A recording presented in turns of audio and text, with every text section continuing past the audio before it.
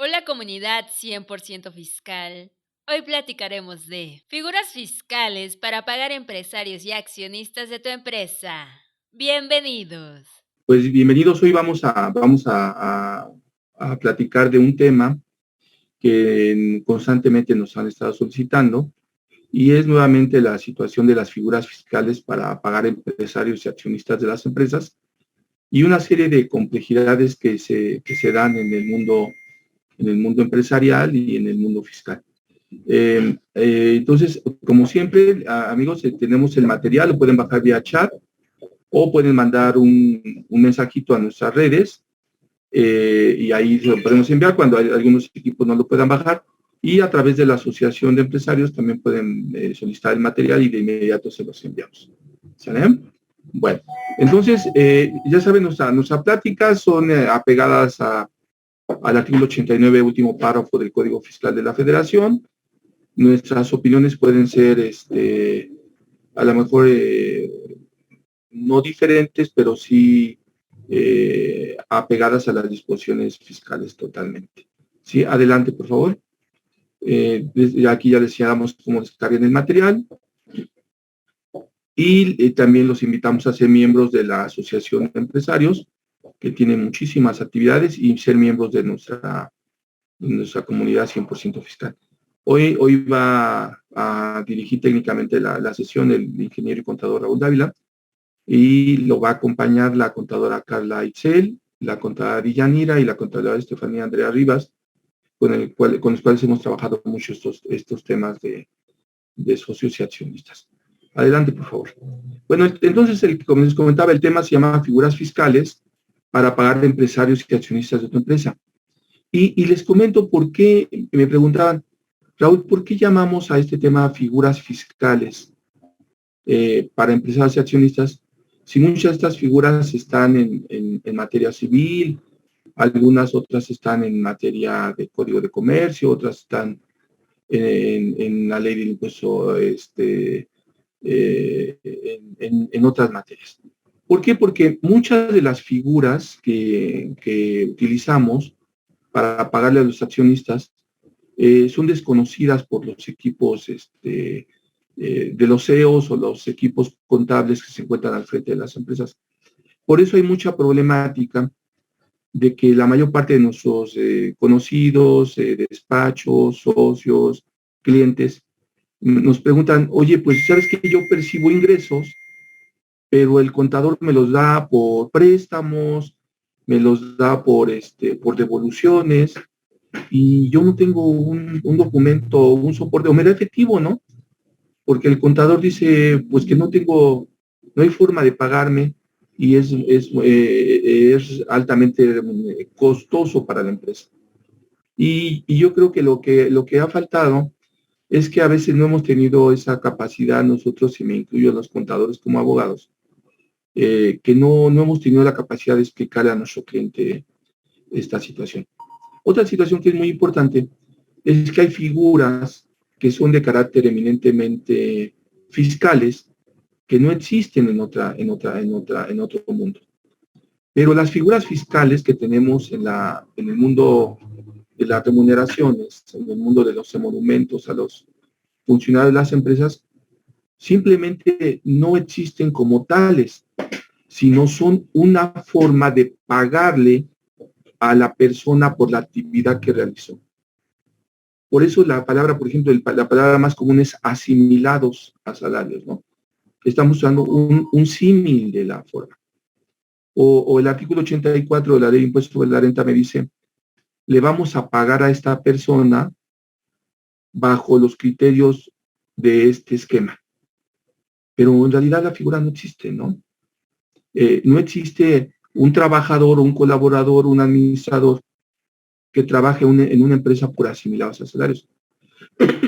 A lo mejor voy a aprovechar el momento para comentarles, por ejemplo, que algunas situaciones de carácter penal fiscal las hemos logrado sacar adelante, porque la autoridad en el momento de que hace la querella penal contra los que recibieron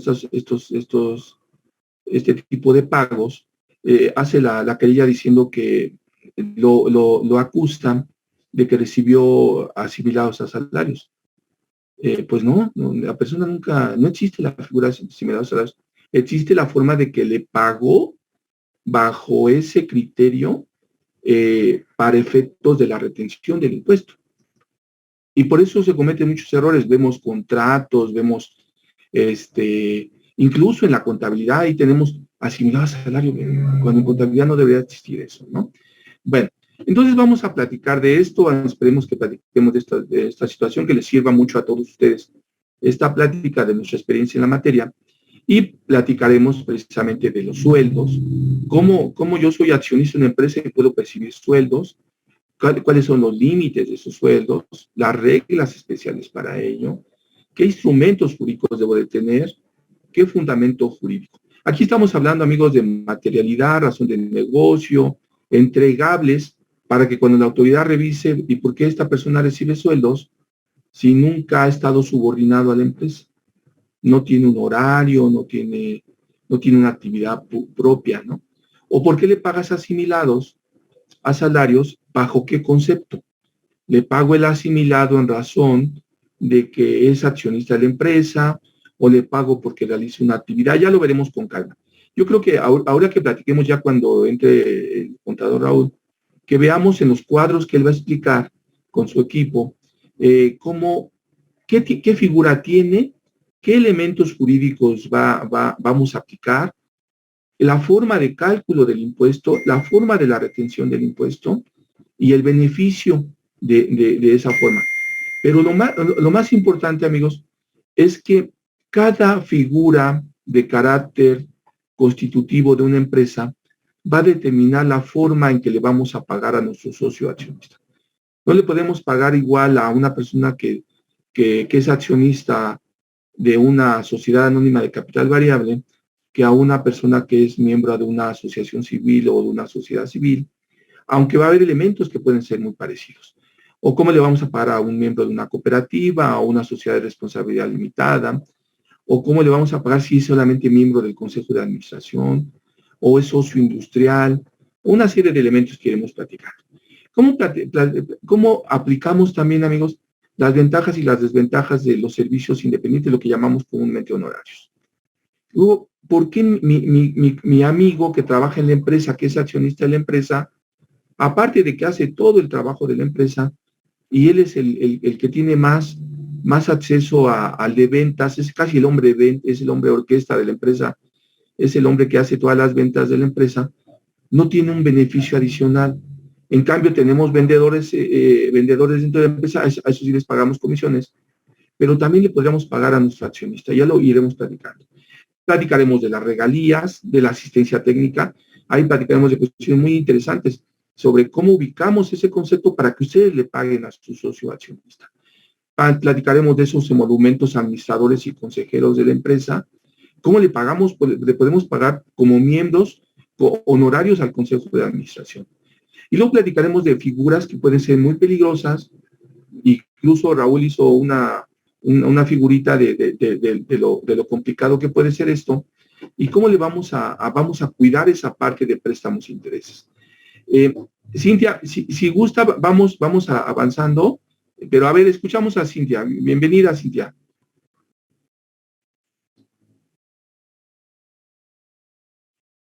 Bueno, es que la mecánica que habíamos planeado, la normal, Cintia, pero ahorita lo hacemos, Cintia, es que vamos abriendo micrófonos cuando terminamos la parte teórica y después ya entramos en la parte práctica, ¿no? A la sesión.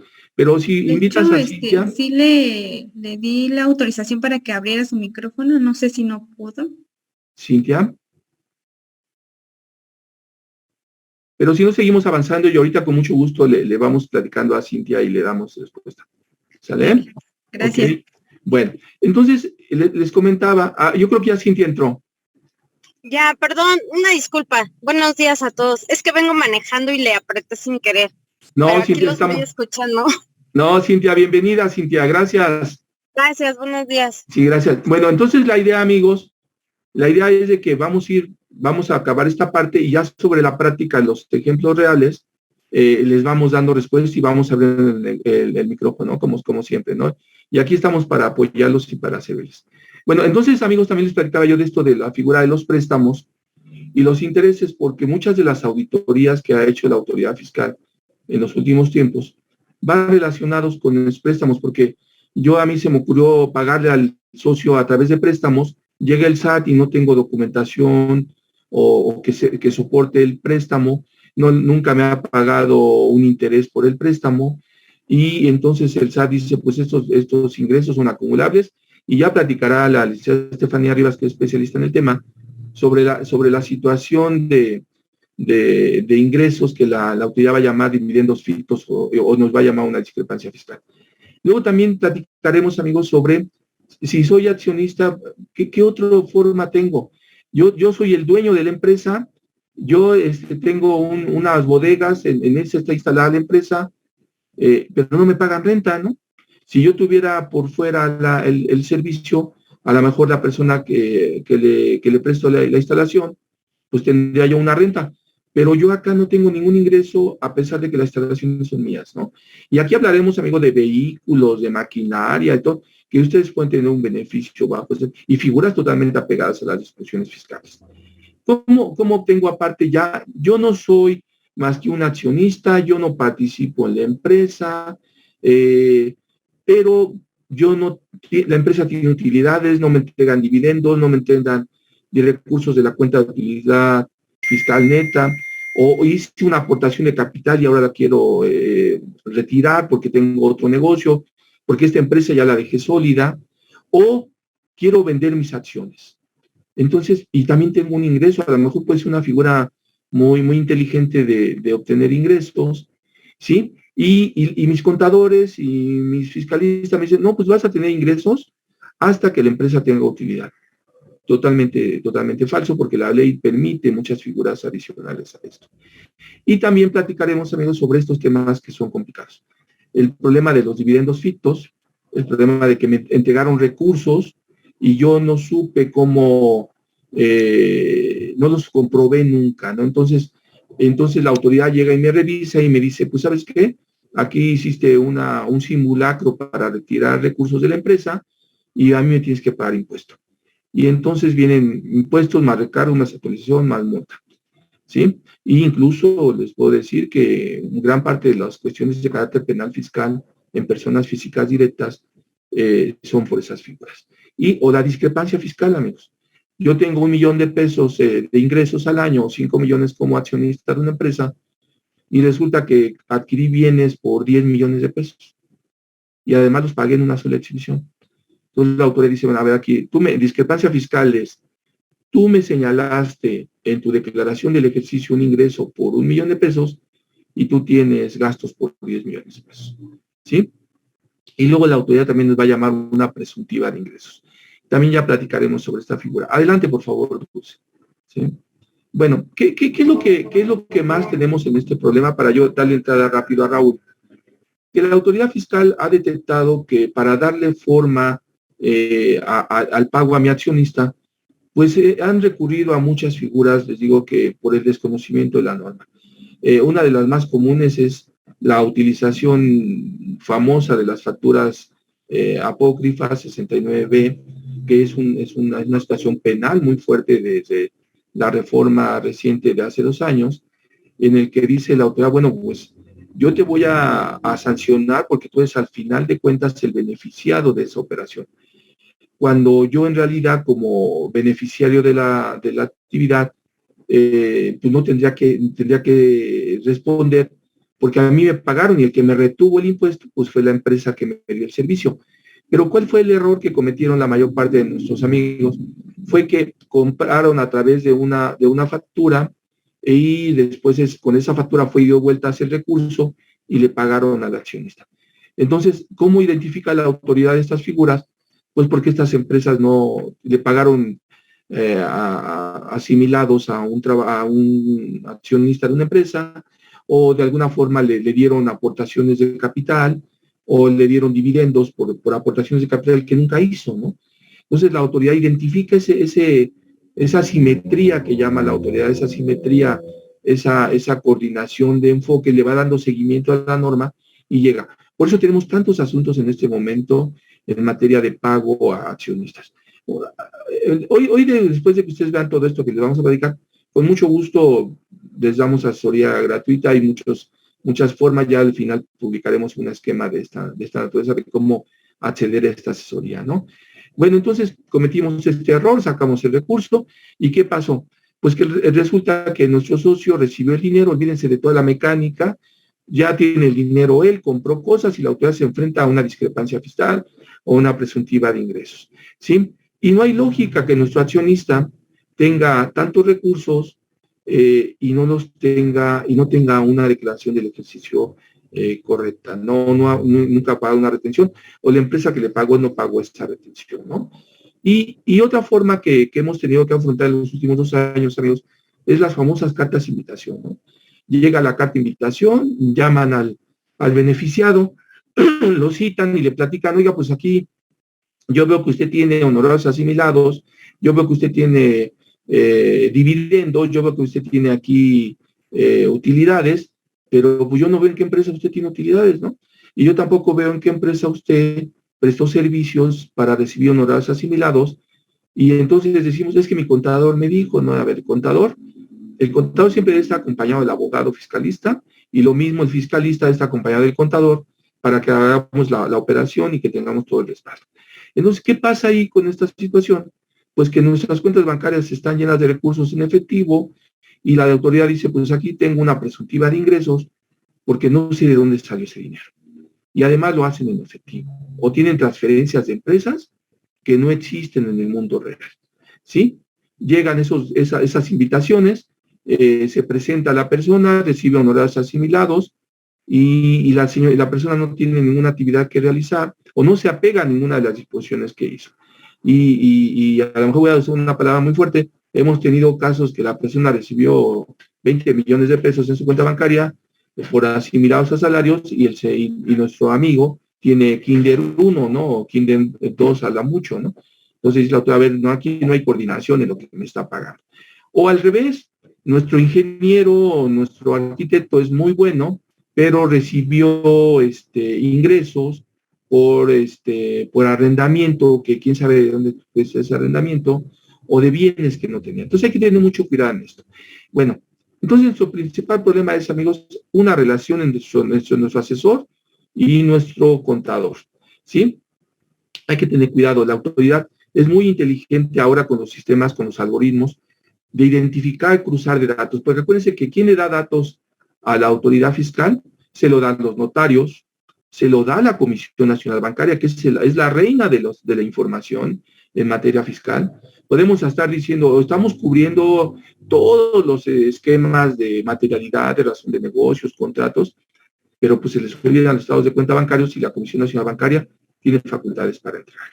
Entonces tenemos una situación que ir cuidando a la hora que le pagamos a nuestro hombre clave en la empresa, al accionista, al representante legal, al apoderado, al consejo de administración, ¿sí? Entonces, tenemos esa situación. Vamos a ir platicando en esto. Adelante, Dulce. ¿Sí? Y uno de los grandes problemas que tenemos, amigos, y que va a ser parte de este preámbulo en el que estamos platicando, es que para saber cómo le vamos a pagar a nuestro socio, o a nuestro accionista, a nuestro consejo de administración, o a nuestro gerente, a nuestro CEO de la empresa, hay que ir a ver nuestra acta constitutiva. Yo siempre les comento, yo creo que muchos de los que estamos aquí, que tienen una empresa, nunca han leído su acta constitutiva. Y fueron elaboradas por el notario, tienen el machote que les dio el notario, pero esas no eran las reglas que ustedes pidieron. El notario hizo, yo respeto a mis amigos notarios, pero pues a lo mejor el ayudante del notario dijo, quiere una SA, le pongo una SA y le modifico que es para constructora.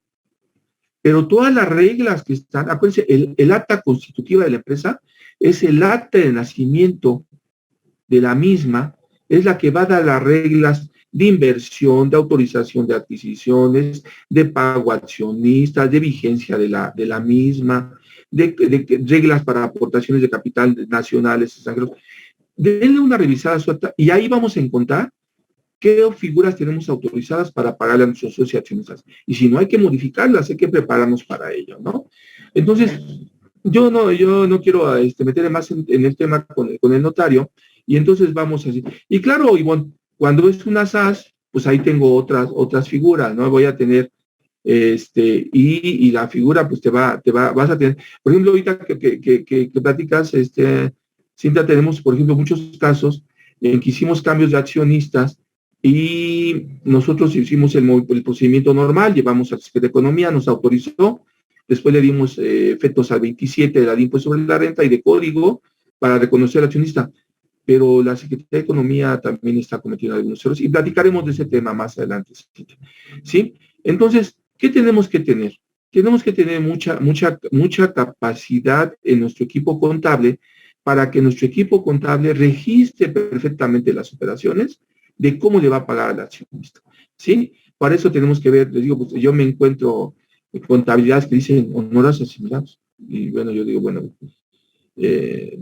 hay que darles la oportunidad de corregir. Adelante, por favor, ¿sí?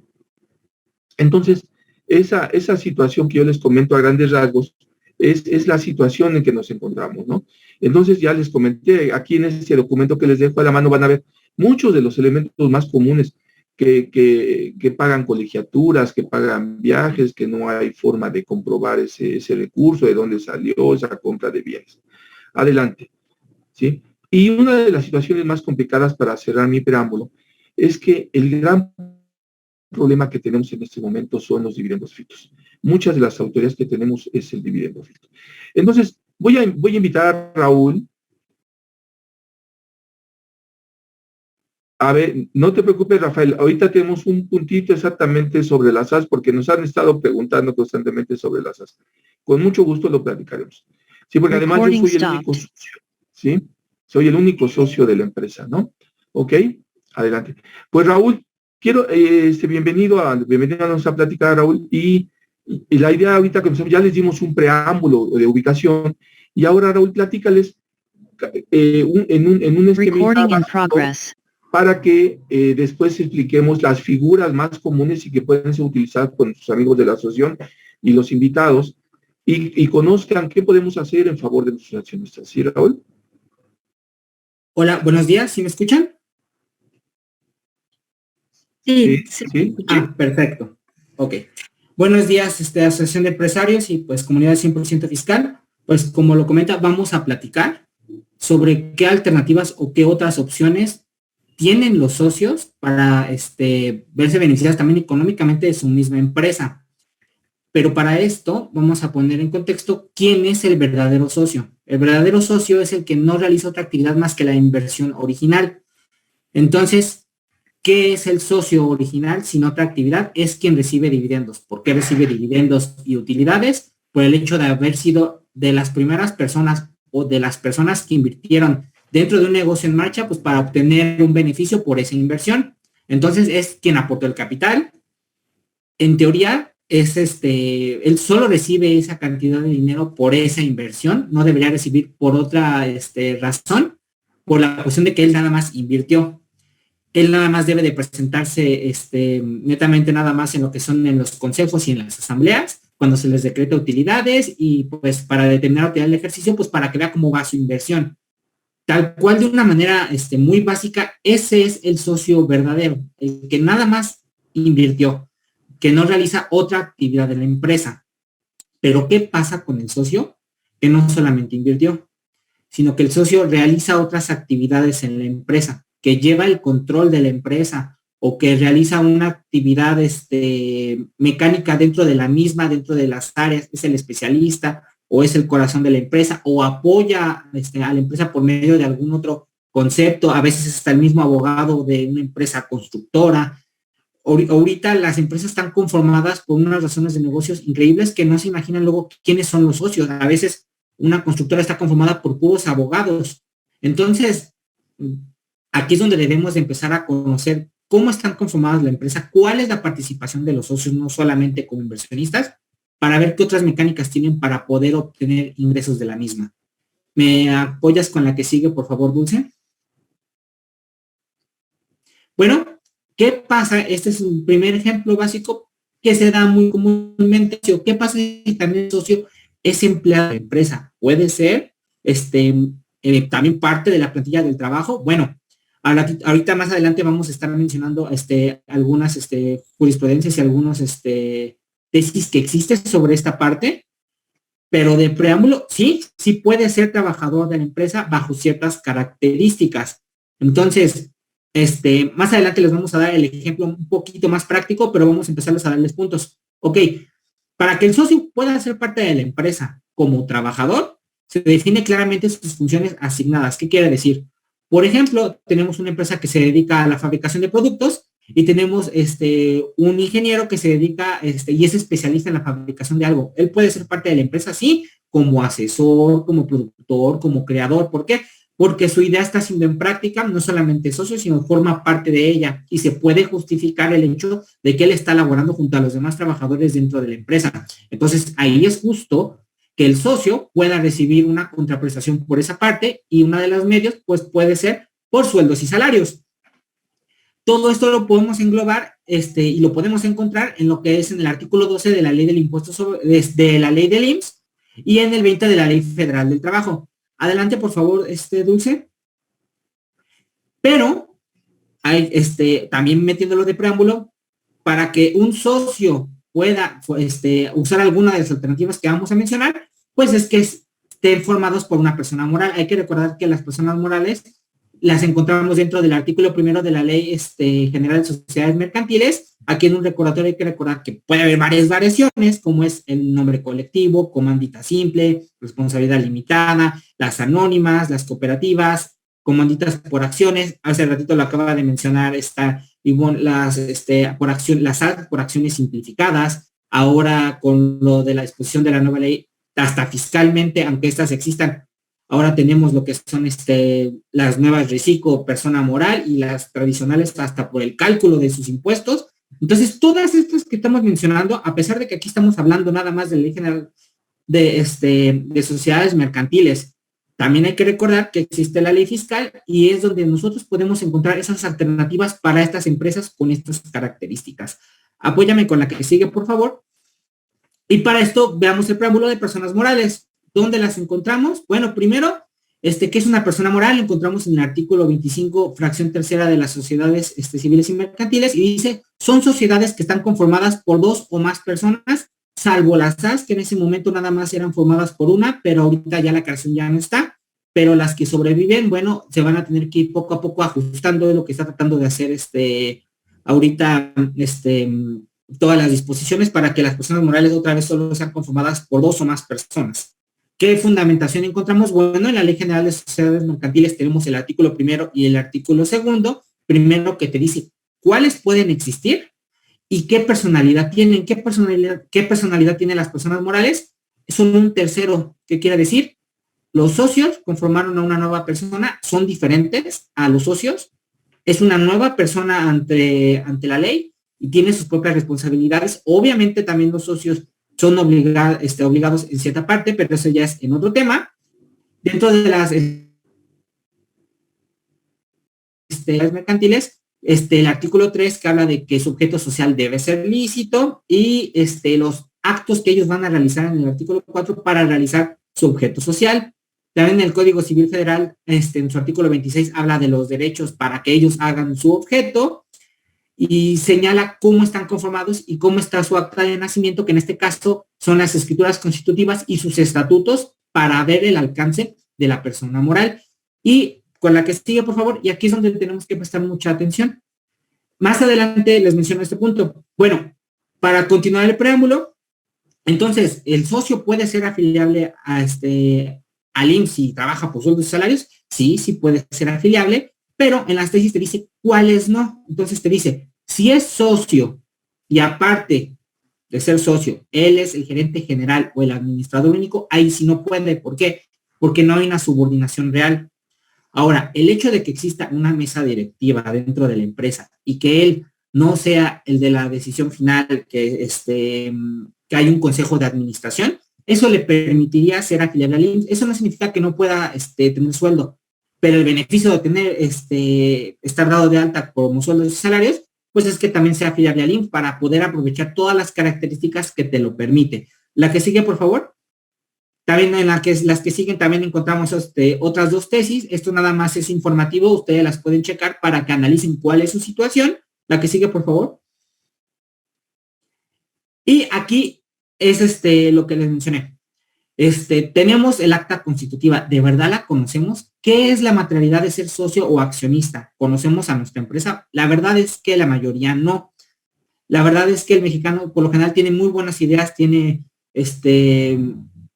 todas las ganas para crear una buena empresa, pero a veces no se realiza de la manera correcta al principio. ¿Qué es lo que pasa? No hay una cultura corporativa. Por lo tanto, cuando se crean las empresas, se deja la carga de lo que es el acta constitutiva al fedatario público. Y él hace lo que él considera, como lo tenemos aquí en el punto 1. ¿Qué es lo que él considera? Bueno, él tuvo la experiencia de otras actas constitutivas y las arma con las características que él conoce. Pero son las características que tú como socio y tus socios las que necesitas o las que vas a aprovechar o las de acuerdo a tu empresa, no lo sé. Eso tú lo sabes, pero debiera ser hecha a tu medida. Entonces, muchas empresas son creadas nada más con el machete notarial y pues al final, después vamos a ver las modificaciones con el tiempo, cuando empiezan a tener asesorías y esta parte, porque dicen, ¿sabes qué? Sí tenemos la empresa, ya está conformada, pero los estatutos iniciales no eran los que nosotros considerábamos y lo vamos modificando conforme a la marcha cuando debemos aprovecharla desde el principio. No se le meten las reglas necesarias, luego se dejan muy abiertas, son cosas que se deben ir arreglando posteriormente, pero debería estar armado desde el principio. Entonces, no se estudia también lo contenido en el artículo 25 de la Ley de Responsabilidad Administrativa. O sea, no se tiene el verdadero conocimiento del alcance del acta constitutiva. Entonces, yo les pregunto a ustedes como socios, ¿conocen todo el acta constitutiva? Y si la conocen, ¿de verdad conocieron el alcance de los estatutos que están, que ya marcaron? ¿El director general de la empresa tiene el total poder o si se rige por una mesa directiva? O sea, hay muchos puntos que a veces no observamos hasta que ya tenemos el problema o no lo analizamos desde el principio. Entonces, avancemos por favor. Entonces, es importante conocer a tu empresa. Una vez que ya conoces a tu empresa, entonces ya empezamos a analizar y decimos, ¿qué otras características tenemos para que el socio pueda ser beneficiado de la empresa? Bueno, aquí depende mucho del socio y su relación con la empresa. ¿Cuáles son las opciones apegadas a la ley? Las de la ley del impuesto sobre la renta, y vamos a empezar con la básica, que son sueldos y salarios. Adelante. Bueno, ¿qué es un sueldo? Es la contraprestación que recibe una persona física que trabaja para una persona moral. En este caso, eres subordinado de la persona moral, y es por el trabajo, la actividad humana que nosotros le prestemos a ella. Ya puede ser intelectual o puede ser física, no importa, simplemente que esté justificada. ¿Cómo la vamos a justificar? Pues con un contrato. La que sigue. Bueno, el empleado y también socio. Todo esto lo podemos encontrar en el artículo 2670 y 2688 del Código Civil Federal. Y si nos vamos al cuarto punto de esta lámina, dice, si un accionista o socio llega a desempeñar un puesto de trabajo de la estructura orgánica de la compañía o sociedad y decide por ello adquiere la calidad de trabajador, y es lo que mencionamos al principio. Todo esto lo podemos sustentar en el artículo 12, fracción primera de la Ley del Seguro Social. Entonces, no hay ningún lugar que te diga que el socio no pueda ser empleado. Una cosa es que no se pueda y otra cosa es que el mismo fisco lo vea mal, pero lo ve mal porque no está sustentado. Y este es el tema de hoy, cómo sustentar todos estos puntos. La que sigue. Entonces, los accionistas pueden darse de alta de IMSS, hasta arriba lo mencionamos, pero aquí vienen toda la reglamentación y las leyes. Viene el artículo 12, fracción primera, viene el artículo 20 de la Ley Federal de Trabajo que mencionamos, y les volvemos a poner la jurisprudencia de quienes no pueden, para que ustedes en una nueva ley que le den a esta parte, lo tengan un poquito más claro, pero preámbulo pues ya lo platicamos. La que sigue. El subordinado, el salario y el accionista, bueno, aquí también es más preámbulo. La que sigue. Aquí es donde quiero llegar, y para esto voy a invitar a Deyanira, que me va a estar acompañando en algunos comentarios en esta parte, así que voy a pedir por favor a la Asociación de Empresarios que le abran el audio a Deyanira, y en lo que le abren el audio, pues yo sigo platicando en esta. Bueno, sueldos. límites a su obtención. Bueno, esto depende de la empresa. Primero se hace un análisis de la evaluación y análisis de puesto. ¿Qué quiere decir? Lo que mencioné hace rato, el socio a lo mejor tiene la calidad de gerente o tiene la calidad de ingeniero y jefe de un área, entonces debe de tener un sueldo competitivo igual que los que tengan un puesto similar. ¿Qué quiere decir? Que a lo mejor él es el gerente de ingeniería y a lo mejor tenemos el gerente de ventas, que más o menos podemos ponerlos en cierto nivel y deben de tener un sueldo similar. ¿Qué quiere decir? Que no se trata de que por ser nada más socio, él tenga un sueldo de 100,000 pesos y el otro de 30,000. No, hay que darle la materialidad correcta para que puedan aprovechar esta parte. Ahora, el salario que los socios perciben debe ser a costo del salario del mercado. Ok, ya mencionamos primero interno, ahora vámonos a externo. Tampoco se trata de que sea un sueldo desorbitado a otros competidores, pero eso tú lo sabes por oferta y demanda y cómo esté la competencia, en este caso, de tus competidores para tu empresa. Y se tienen que timbrar, obviamente, los recibos de nómina. Este es un punto muy importante. Nos hemos encontrado con casos que sí se les paga como sueldos y salarios, pero no les timbra nómina. Entonces, no tiene punto. ¿Cuál es la finalidad de que el socio se vea beneficiado? Que también la empresa tenga esa parte benéfica de tener la deducción por pagar ese sueldo ¿cómo se llama? Al socio. Todas estas opciones que estamos dando no solo son para beneficiar al socio, sino para beneficiar a la empresa y generarle una deducción correcta, justificada a favor del socio. ¿Qué reglas especiales tenemos aquí? Bueno, primero que debe existir una relación formal entre el socio y la empresa. ¿Y cuál es ese elemento? El contrato. En el contrato debe venir bien especificado cuáles son sus labores y qué elementos debe contener.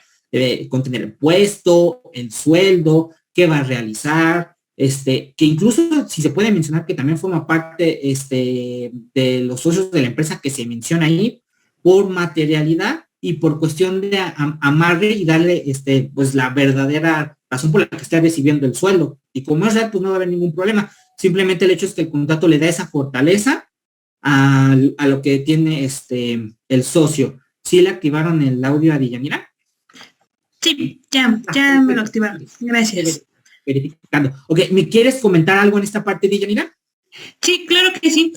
Buenos días a todos. Agradecemos su presencia en la plática impartida el día de hoy. Como bien lo menciona el ingeniero y contador José Raúl, para esta opción se deberá de realizar pues una evaluación y análisis del puesto para saber y definir el puesto que va a ocupar el socio. Y también pues se tendrá que dar de alta al socio como un colaborador pues para ser integrado en el sueldo a la nómina de la empresa y así poder timbrarle sus recibos de nómina. También esto tendrá que quedar estipulado mediante un contrato. El contrato se va a redactar por la prestación de servicios o de alta dirección en el que se va a estipular pues el horario, la jornada laboral, las tareas que va a desempeñar y también la remuneración pactada. Aquí es muy importante establecer que la empresa va a retener los impuestos descritos en el artículo 96 de la Ley del Impuesto sobre la Renta y pagarlos directamente al SAT mediante la presentación de su declaración mensual por el concepto de ISR retenido de sueldos y salarios. La que sigue, por favor, Dulce. Como lo acaba de mencionar esta Deyanira, las retenciones se hacen conforme al artículo 96. Aquí tenemos el ejemplo de la tarifa mensual, en un ejemplo de un sueldo de 30,000 pesos. Al final, estos son estimativos. Entonces, al final, el socio pues va a recibir 23,000 pesos aproximadamente. Pero, ¿qué beneficios obtuvo de sueldo? No solamente es el recibir esta contraprestación, sino que también tiene seguro. Ahora, en grado de riesgo ante el fisco, ¿esto qué grado es? Es bueno, aquí se cambiaron un poco los cuadros, era bajo, medio y alto en grado de riesgo, entonces es de grado medio. ¿Por qué es de grado medio? Porque a veces no se le da la materialidad correcta a lo que son sueldos y salarios, entonces se pone en riesgo esa salida de dinero. Más adelante con Estefanía vamos a ver qué pasa con esos ingresos para el socio cuando no están justificados, en este ejemplo, como de sueldos y salarios, o con todos los demás, y por qué es importante darle toda esta formalidad que les estamos dando por el trabajo que desempeña el socio. La que sigue, por favor.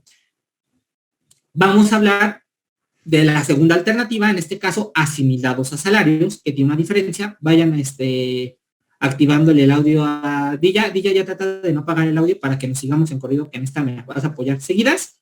Y vamos a hablar de asimilados a salarios. ¿En qué consiste este régimen para personas físicas? Bueno, aquí recibe de la actividad que le presta el socio a la empresa, pero a lo mejor es esporádica. No la confundamos con servicios profesionales honorarios. Esta es diferente. ¿Qué característica hay? Para empezar, el socio no va a emitir el CFDI, lo va a emitir la empresa y, como lo menciona, la va a asimilar a salarios conforme al artículo 96.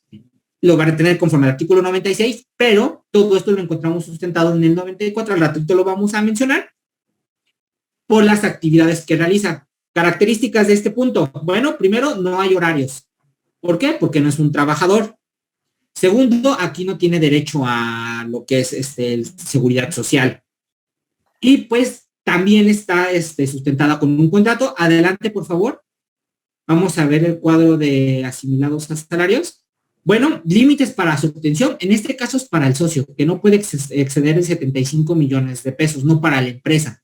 Pero debe estar bien sustentado. ¿Cómo lo vamos a sustentar? Bueno, un contrato de prestación del servicio profesional o independiente, pero en este caso asimilados a salarios.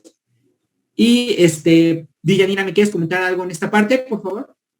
Sí, bueno, en cuanto a esta opción, pues no existe una relación de subordinación, ya que la empresa no le puede exigir pues una jornada laboral al socio. Aquí se trata de un servicio especial en un periodo de tiempo determinado y únicamente el pago pues se efectúa de forma similar a la de los asalariados solamente para fines fiscales. Ojo aquí.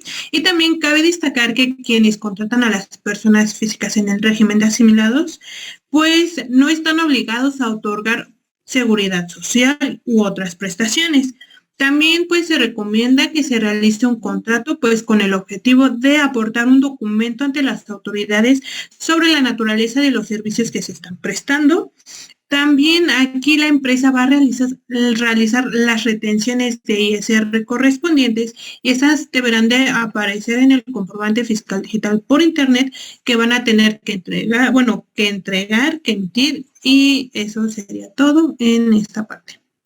Ok, un ejemplo podría ser, hablemos de una constructora, que uno de los socios es especialista en administración de construcción. No estamos hablando de ingeniería, simplemente de la organización o la parte logística. No tiene título, a lo mejor es administrador en esta parte o tiene otra carrera, pero puede prestar. Entonces, aquí lo podemos asimilar a salarios porque su carrera y a lo mejor el servicio que está prestando es asimilable a salario y no es obligado a honorarios profesionales. Por lo tanto, aquí la misma empresa es quien puede emitirle, como acaba de mencionar Deyanira, el CFDI, y aquí se pagaría como asimilados a salarios. Sin embargo, por estar en asimilados a salario, ¿qué pasa con el socio? De por sí el socio tiene que presentar declaración anual por recibir dividendos. Simplemente pues hay que aumentarle en este caso dentro de sus actividades profesionales, pues que va a recibir por asimilados a salarios.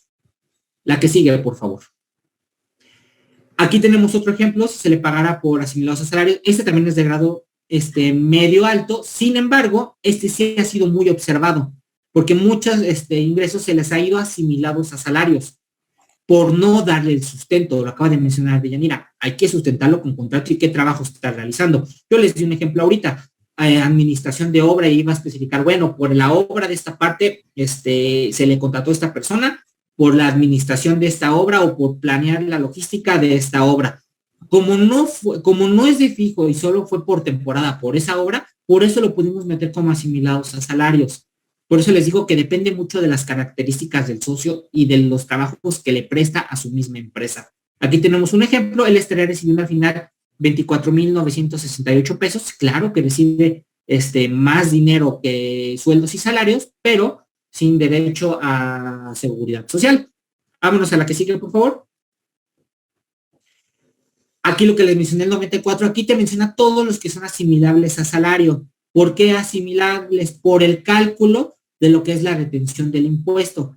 Aquí se los puse para que más adelante de las que veamos, analicemos en conjunto y veamos por qué se asimilaron a salarios y por qué se les calculó la retención así. La mayoría llevan una retención del artículo 94. del artículo 96 sustentado con el artículo 94 del impuesto sobre la renta. Adelante.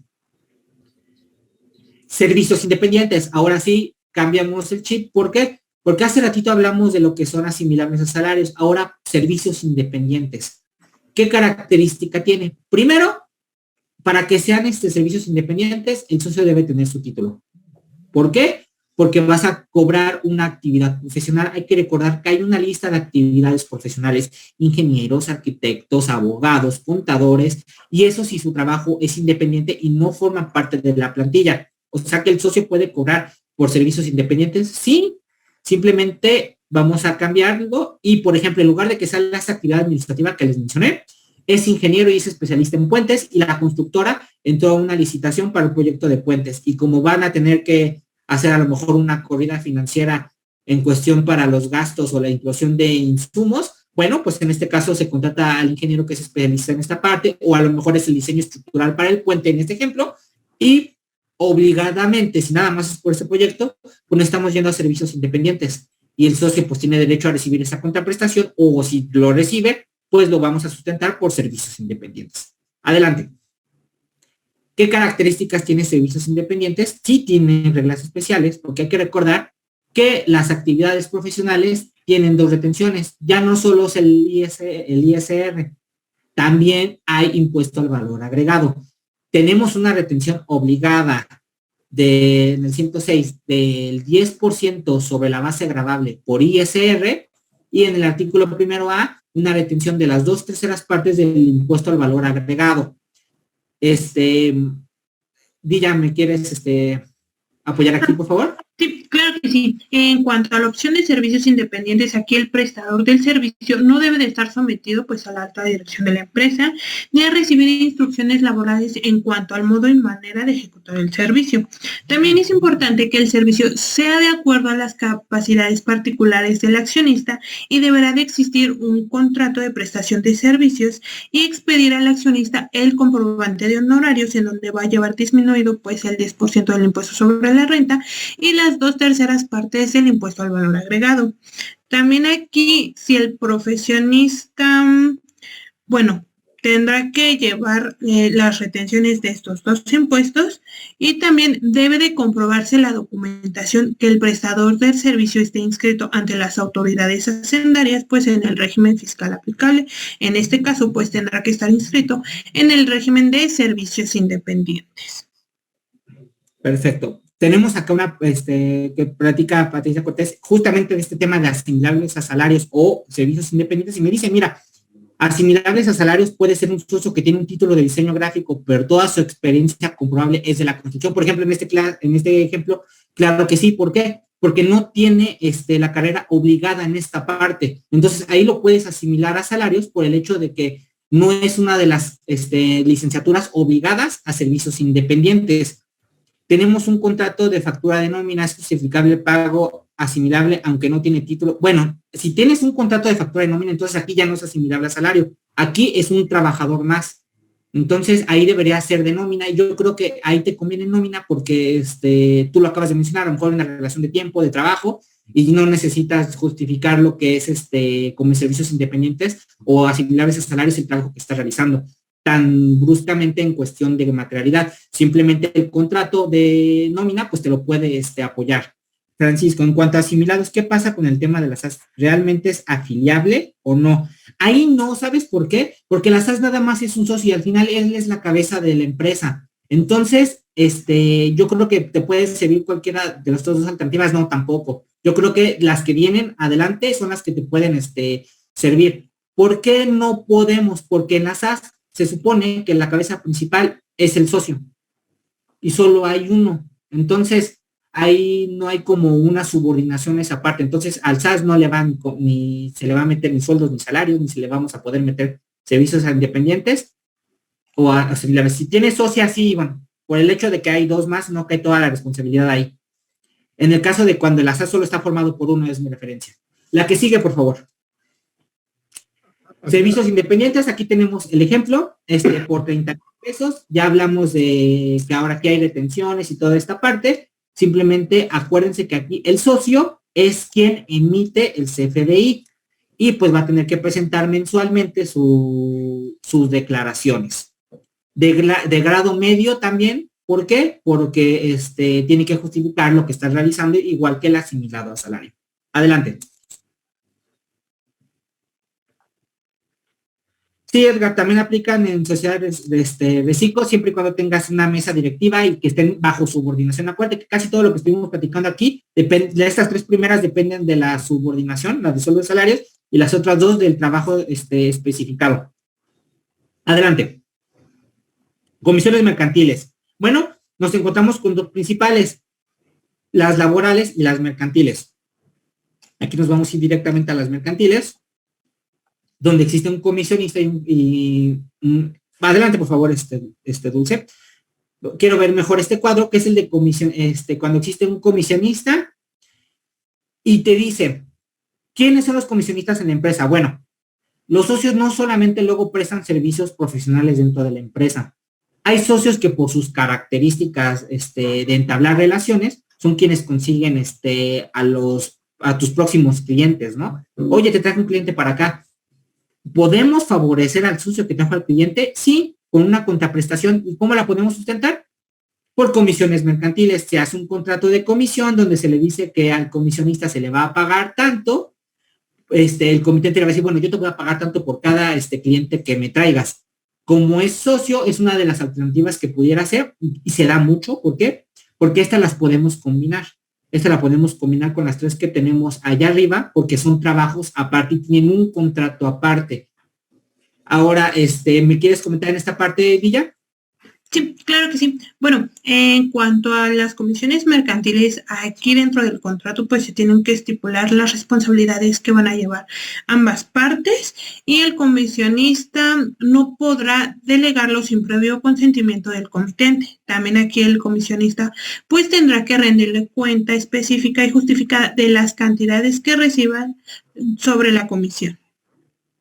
Exactamente. Por lo tanto, debe de tener materialidad de cómo tuvo esa relación con el cliente. Pueden ser por medio de correos, puede ser la firma del contrato, toda esa parte que sustente lo que son las comisiones que él está recibiendo, en este caso por la contraprestación pactada que mencionas dentro del contrato, es el sustento que le va a dar materialidad a esta parte. Adelante, por favor, Dulce. Hay que recordar que esto también lleva impuesto al valor agregado y también tiene su retención que viene en el primero A. Hay que recordar que comisiones mercantiles está formado por comisionista, comisión y el comitente. Este es de grado medio, igual que los anteriores, porque depende mucho de la materialidad que le estamos dando a la comisión. Adelante. Regalías. Me sigues apoyando aquí en regalías, ¿verdad? No, es esta, se le puedes dar... La contadora. Sí. Sí. Gracias, Diana. En cuestión de regalías, vamos a empezar.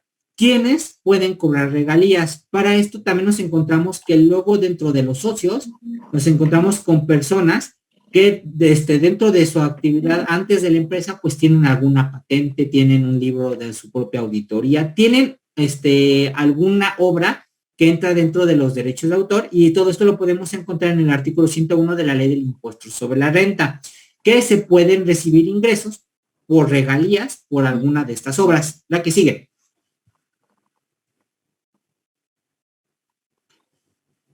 Límites para su obtención. Bueno, aquí no es para la empresa tal cual, es para el socio. Entonces, no hay un límite para el socio para recibir este ingreso, pero está topado hasta 20 salarios mínimos generales elevados al año. Adelante lo vemos en el ejemplo. ¿Por qué? Porque va a cambiar su porcentaje de deducción al socio. Esta regla es muy similar a las que antes teníamos de los agapes, que por recibir este beneficio, ellos ven un poco reducido la parte deducible de todos los gastos que tuvieron durante el ejercicio. Ahora, te dice que en el caso de socios que estén cobrando por regalías a las empresas, hay una limitación específica para la parte deducible que dice que no puede ser más del 10% del capital social que se les paga en regalías. Entonces, hay que tener cuidado con ese límite. ¿Ya estás por aquí, Carla? Sí, aquí estoy. Bueno, sí. ¿qué me quieres comentar sobre este tema? Exactamente, la parte de las regalías es una parte muy importante porque muchas veces la llegamos a confundir con esta parte de asistencia técnica. En el artículo 15b del Código Fiscal de la Federación nos habla de estos dos rubros que son muy importantes, pero nos deja en clara cuál es la diferencia entre regalía y asistencia técnica que vamos a ver más adelante. ¿Qué nos está diciendo? Pues bueno, sí, como tú comentaste, las regalías van a ser los pagos por cualquier uso o goce temporal de patentes, certificados, marcas de fábrica, nombres comerciales o derechos de autor. Pero siempre y cuando estas regalías se encuentren por cuestiones que estén patentadas, algo que ya esté registrado bajo tu nombre propio. ¿Qué otra parte es muy importante en esto de las regalías? Pues bueno, para que te las puedan pagar, hay condiciones que son muy básicas, como cuáles. En primera, ser titular del derecho de autor. En este caso, pues bueno, ser titular de un derecho como tal y que está reservado solamente ya sea para artistas, ejecutores, editores, productores de fonogramas, entre muchas otras, pero siempre y cuando tú seas el titular. Y en este caso, pues por ejemplo, ser titular derivado. ¿Qué es un titular derivado? Pues van a ser los herederos o causavientes. Y en este caso, pues el pago de las regalías al autor será a los titulares conexos, a sus titulares derivados, y se hará de forma independiente a cada uno de quienes tengan el derecho, por separado y según la modalidad de explotación. Es muy importante que se tenga en parte porque hay muchos que pagan la regalía como tal, pero hay veces en que dicen, bueno, págale por regalías, aunque todavía ni siquiera esté patentado el producto o esté en proceso. Es muy importante que antes de que se pague, se tenga el documento, bueno, ya ¿cómo se llama? Patentado de que tú eres dueño de ese procedimiento, de ese artículo, de esa creación literaria o que eres el autor material. Porque si no, la regalía se tira. ¿Por qué? Porque pues no, todavía en ese tiempo ya te estaban pagando regalías, pero todavía ni siquiera estaba patentado el producto o el autor o como tal el texto literario por el que te estaban pagando la regalía. Entonces aquí sí es muy importante que se tenga la materialidad porque sería muy fácil tirar este pago por la regalía. Exactamente. Ahora, lo que pasa también con los socios en esta parte es que no la están aprovechando correctamente. A lo mejor tienes varias empresas, pero te reconocen por un nombre en específico. Le estás dando el verdadero uso a tu marca y se lo estás, te estás viendo beneficiado por la marca que tú tienes registrada y estás cobrando las regalías correspondientes a la razón social a la que le estás prestando la marca. No lo sé. Otro punto, a lo mejor tienes un producto y ok, no tienes la patente del producto, pero tu producto tiene un nombre comercial, ya la registraste también para recibir regalías por esa parte. No solamente estamos hablando de patente, estamos hablando de nombres comerciales, de imágenes, lo que te registras en Indautor, lo que registras en el INPI, no solamente son esos puntos, también son imágenes. Hablemos de constructoras y veamos, un ejemplo muy claro son los hoteles. Vemos que algunos hoteles, sobre todo los que son para empresarios, los que son, por ejemplo, un ejemplo, los One, ¿no? Son la misma arquitectura y el mismo plano. Y ha habido casos de que ellos, en lugar de registrar el plano, simplemente registraron lo que es la imagen del plano para que no les puedan copiar, por ejemplo, el diseño, otra empresa similar, por ejemplo, si fuera Fiesta Inn. Entonces, a lo que voy es, hay muchas cosas que puedes registrar y puedes aprovechar aquí por regalías. Sin embargo, no se le está dando ¿cómo se llama? La verdadera observación de lo que puedes registrar. También van libros. ¿Por qué? Porque a lo mejor el ingeniero publicó un libro sobre alguna nueva modalidad de estructuración y trajo nuevos clientes y la empresa siempre ha estado promocionando el libro. Entonces, o sea, hay muchas cosas de las que tú puedes ver beneficiada por parte de regalías. Simplemente no hemos observado realmente lo que puedes registrar y lo que puedes observar. Entonces, y como lo acaba de mencionar Carla, si no está bien sustentado en un contrato y no viene señalado cuál es el código que te dio Indautor o el código que te dio el INPI para que verdaderamente lo amarres y que digas, yo soy el dueño para cobrar regalías, pues va a ser observado y pues vamos a caer en las últimas, en los últimos puntos de la plática que vamos a ver cuando no está registrado. Adelante. Aquí también, bueno, como dato adicional, sí, Raúl, es muy importante también que consideren que en el contrato se debe de establecer el porcentaje de las regalías que le van a pagar. Si no lo establecen, muchas veces pueden decir, yo no estaba, te firmé el contrato, sí, pero en el contrato no venía el porcentaje que te tenía que pagar. Entonces también es muy importante que si te van a pagar por regalías, cheques muy bien esa parte del porcentaje que te toque o la cantidad como tal que van a designarte para pagar por regalías. Sí, puede ser, como dices, puede ser por proyecto, puede ser una renta mensual. Aquí depende de qué el alcance lo demos al contrato, pero que lo especifiquemos correctamente. Aquí, claro que es una deducción para la empresa, pero todo cae en el socio. ¿Por qué? En su declaración anual. Veamos un ejemplo. Él por actividades profesionales recibió 2 millones, pero por regalías de la empresa recibió 1 millón. Entonces aquí lo convertimos en porcentajes y sabemos que un 33% fue por ingresos por regalías. Entonces cuando ya nos vamos al cálculo del anual, te va a decir, bueno, total de ingresos percibidos tiene 3 millones de pesos. Pero hay que recordar que el 93 te dice que hay un tope de exención por estos ingresos. Tienes una parte exenta que son 700,000 pesos. Entonces tu base gravable se disminuye y tienes 2,297,000. Pero por tener este beneficio del artículo 93 también te dice, ok, ya te estoy dando un beneficio porque tienes una base exenta, pero también te debo de reducir una parte de tus deducciones proporcional a la cantidad de ingresos que recibiste por este rubro.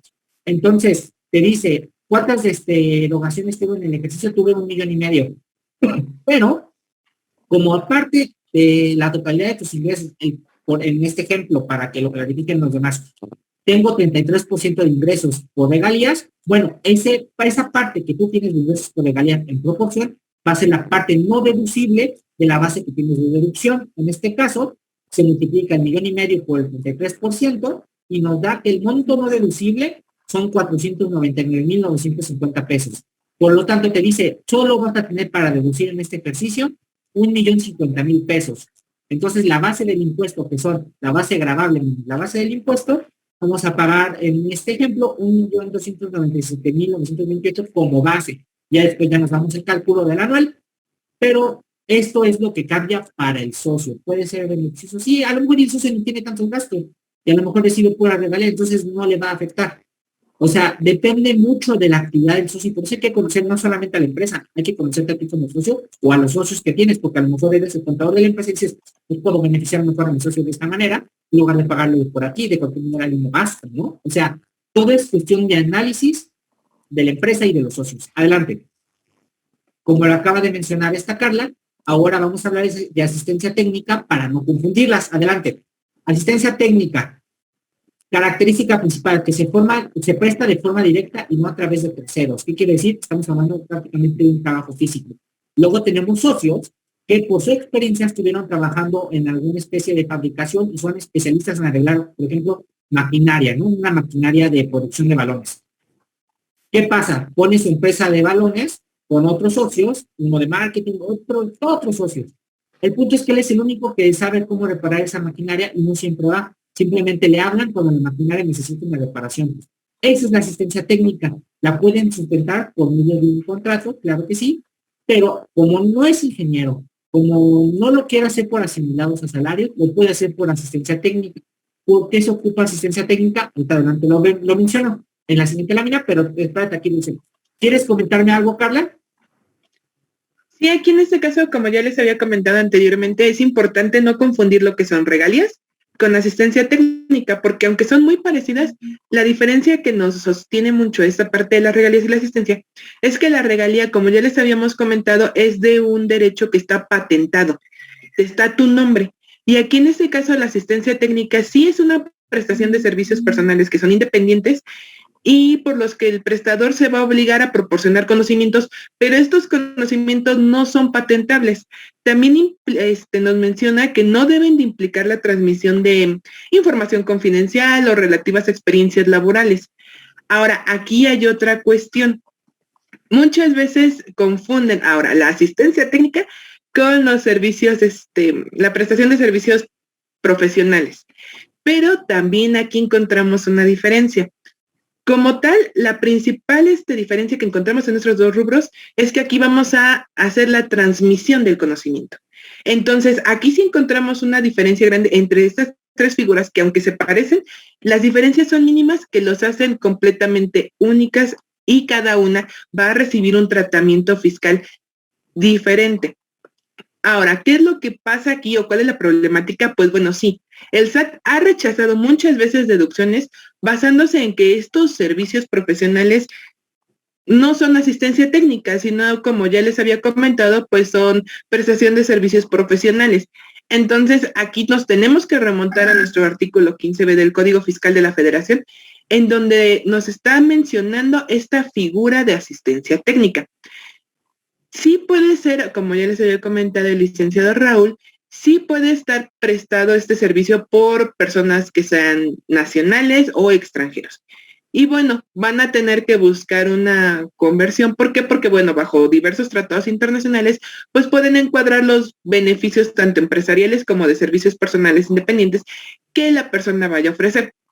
Ahora, una parte muy importante para que el prestatario pueda deducir el servicio es que, uno, quien vaya a proporcionar los conocimientos debe contar con elementos técnicos propios. Dos, que preste en forma directa y no a través de tercero. Si yo me comprometí a realizar esta prestación de servicios, esta transmisión de conocimiento, entonces yo tengo que realizarlo. En el caso en el que yo no pudiera, pues bueno, tendría que reagendar o acomodar. ¿Por qué? Porque no podría mandar a otra persona. Al final del día el ingreso va conmigo y yo soy el que tengo que prestar esa transmisión de conocimiento.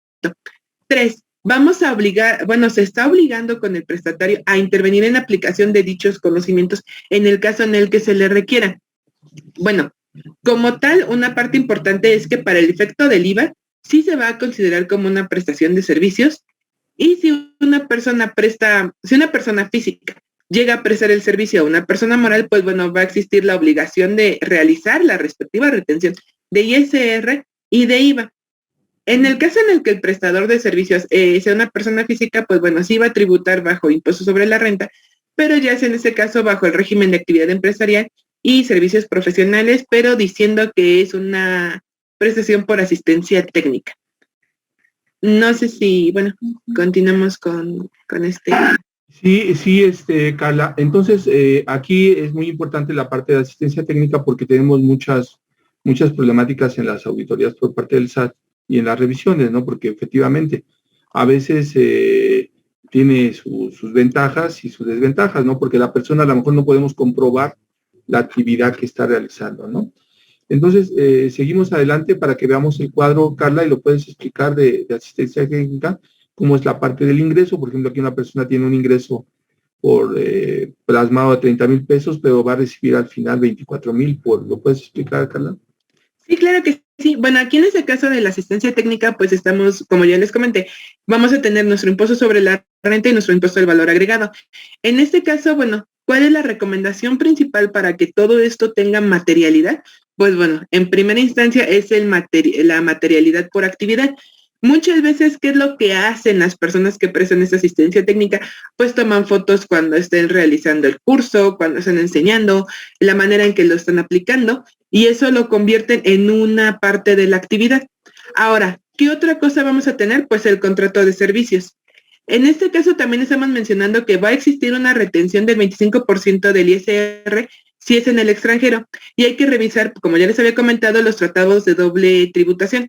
Aquí en la asistencia técnica tenemos un claro ejemplo en donde nos dice que los ingresos por asistencia técnica van por 30,000 pesos.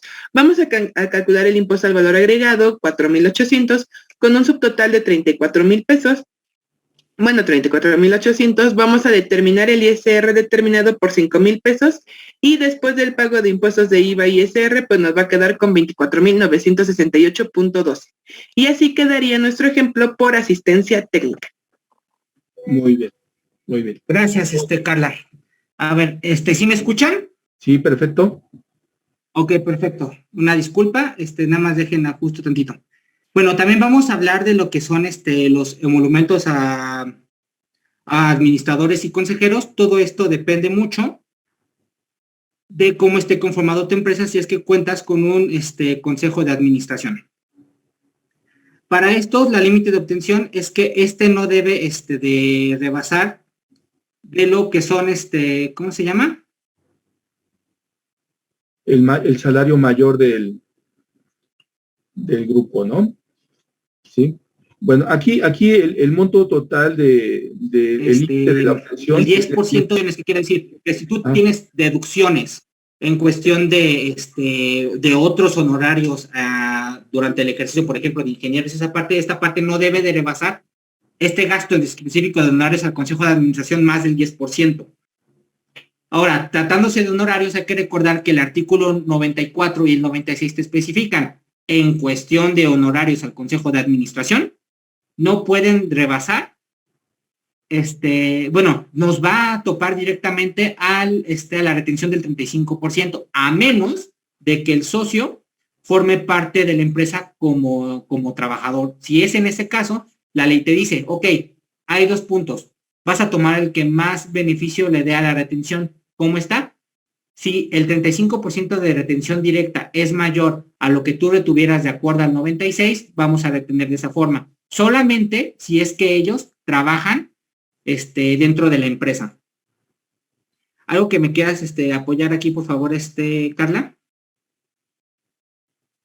Sí, claro que sí. Aquí es muy importante los emolumentos porque, como ya lo habíamos visto en cursos anteriores, las actas de asamblea son parte muy importante para de pago por emolumentos, porque una parte importante aquí es que como tal el administrador, el comisario o el consejo tiene que estar plasmado en esas actas de asamblea. ¿Para qué? Para que se tenga la solvencia y la materialidad correspondiente a que se le tiene que pagar a estas personas el pago por emolumentos. Si como tal el administrador Juan Pérez no se encuentra en el acta de asamblea en donde diga el administrador único es Juan Pérez y se le está pagando emolumentos, entonces automáticamente nos los van a tirar porque no hay solvencia ni materialidad correspondiente que resuelva que como tal Juan Pérez es el administrador único en el lapso en el que se le estuvo pagando por emolumentos. Ahora, otro punto muy importante, sí, es que estas personas o estos pagos por emolumentos tienen que estar constatados en un acta de asamblea extraordinaria en donde se reflejen que todos los accionistas están de acuerdo en hacerles el pago por emolumentos. Entonces, esta es una de las partes muy importantes que van a tener, o una parte de la formalidad del pago de emolumentos. ¿Por qué? Porque si no, en ese momento en el que no se tenga la solvencia material ni jurídica, ahí es donde vamos a tener un problema para poder hacer la demostración del pago por emolumentos. Entonces, aquí, aunque son cosas muy pequeñas o cosas que ustedes dirían, bueno, está bien, eso queda sobrando o se puede realizar después, no. Antes de hacer el pago de emolumentos, sí es muy importante que se encuentre establecido en un punto del acta de asamblea para que no se tenga problemas, porque actualmente, como ya se les ha estado comentando, y sí es muy repetitivo, el SAT ya está amarrando todo, ya está empezando a hacer las investigaciones, entonces dice, bueno, a ver, ¿por qué te están pagando por emolumentos? Tráeme tu acta de asamblea, tráeme esto, en donde digan que tú eres. Si las fechas no coinciden y los pagos proceden en diversas fechas, entonces ahí sí tenemos un problema grande, porque, bueno, no estamos solventando esta parte de los emolumentos. Sí, muy importante, Carla, y voy a integrarme un poquito. Aquí, amigos que nos acompañan, es muy importante esto en las empresas. El accionista tiene, aparte de que el accionista va a tener sus dividendos, ¿no, Raúl? Va a tener un salario porque lo está determinado en la norma, dice, por su trabajo tiene este salario. Y tiene acá su utilidad, ¿no? Pero el emolumento, amigos, es como el premio, una gratificación adicional por el servicio que presta la empresa. Sí, porque es aguas aquí porque es importantísimo. Esta es una forma muy fiscal de gratificar y darle un apoyo adicional al accionista o al trabajador, porque no solamente lo vas a dar a los accionistas, se lo puedes dar también esas gratificaciones. Fíjense ahí la palabrita que pusimos escondidita, administradores, a comisarios, a directores, a gerentes generales, a miembros del Consejo de Administración. Y claro, tuvimos que hacer bajo ese criterio apegarnos a las disposiciones fiscales, ¿no, Carla? Van a cumplir el pago de las retenciones que nos marca la ley de impuestos sobre la renta, ¿no, Raúl? Exactamente. Hay que recordar que también lo estamos pagando pues porque se junta el Consejo de Administración. ¿Cómo lo vamos a sustentar? Pues con esas reuniones que tienen mensualmente. Si me dicen que se juntan cada 3 meses, pues obviamente ahí te está diciendo cómo va a ser el pago, ¿no? Cada cuánto tiempo, y esa va a ser su gratificación, y pues el sustento pues lo encontramos dentro de las listas, como por ejemplo la asistencia en sus consejos. Entonces, forma parte, sí, se les puede pagar, sí, lo encontramos sustentado en el 96 con lo que acabas de mencionar. También forma parte de esa parte. Y lo que decía Carla, súper importante, ¿no, Raúl? Que veamos nuestra acta constitutiva que hablábamos al principio, ¿no? Ahí están las reglas.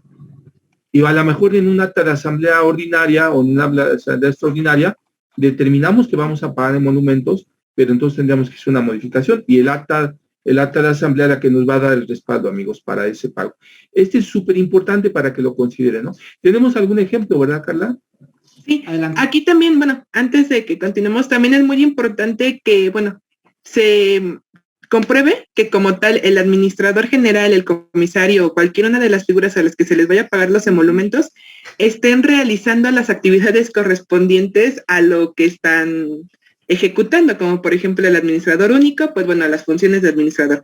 El comisario, las funciones del comisario. ¿Por qué? Porque muchas veces se les hace muy fácil decir, está bien, se le van a pagar por emolumentos al administrador único, pero no está desarrollando las funciones de administrador único. Hay veces que ni va.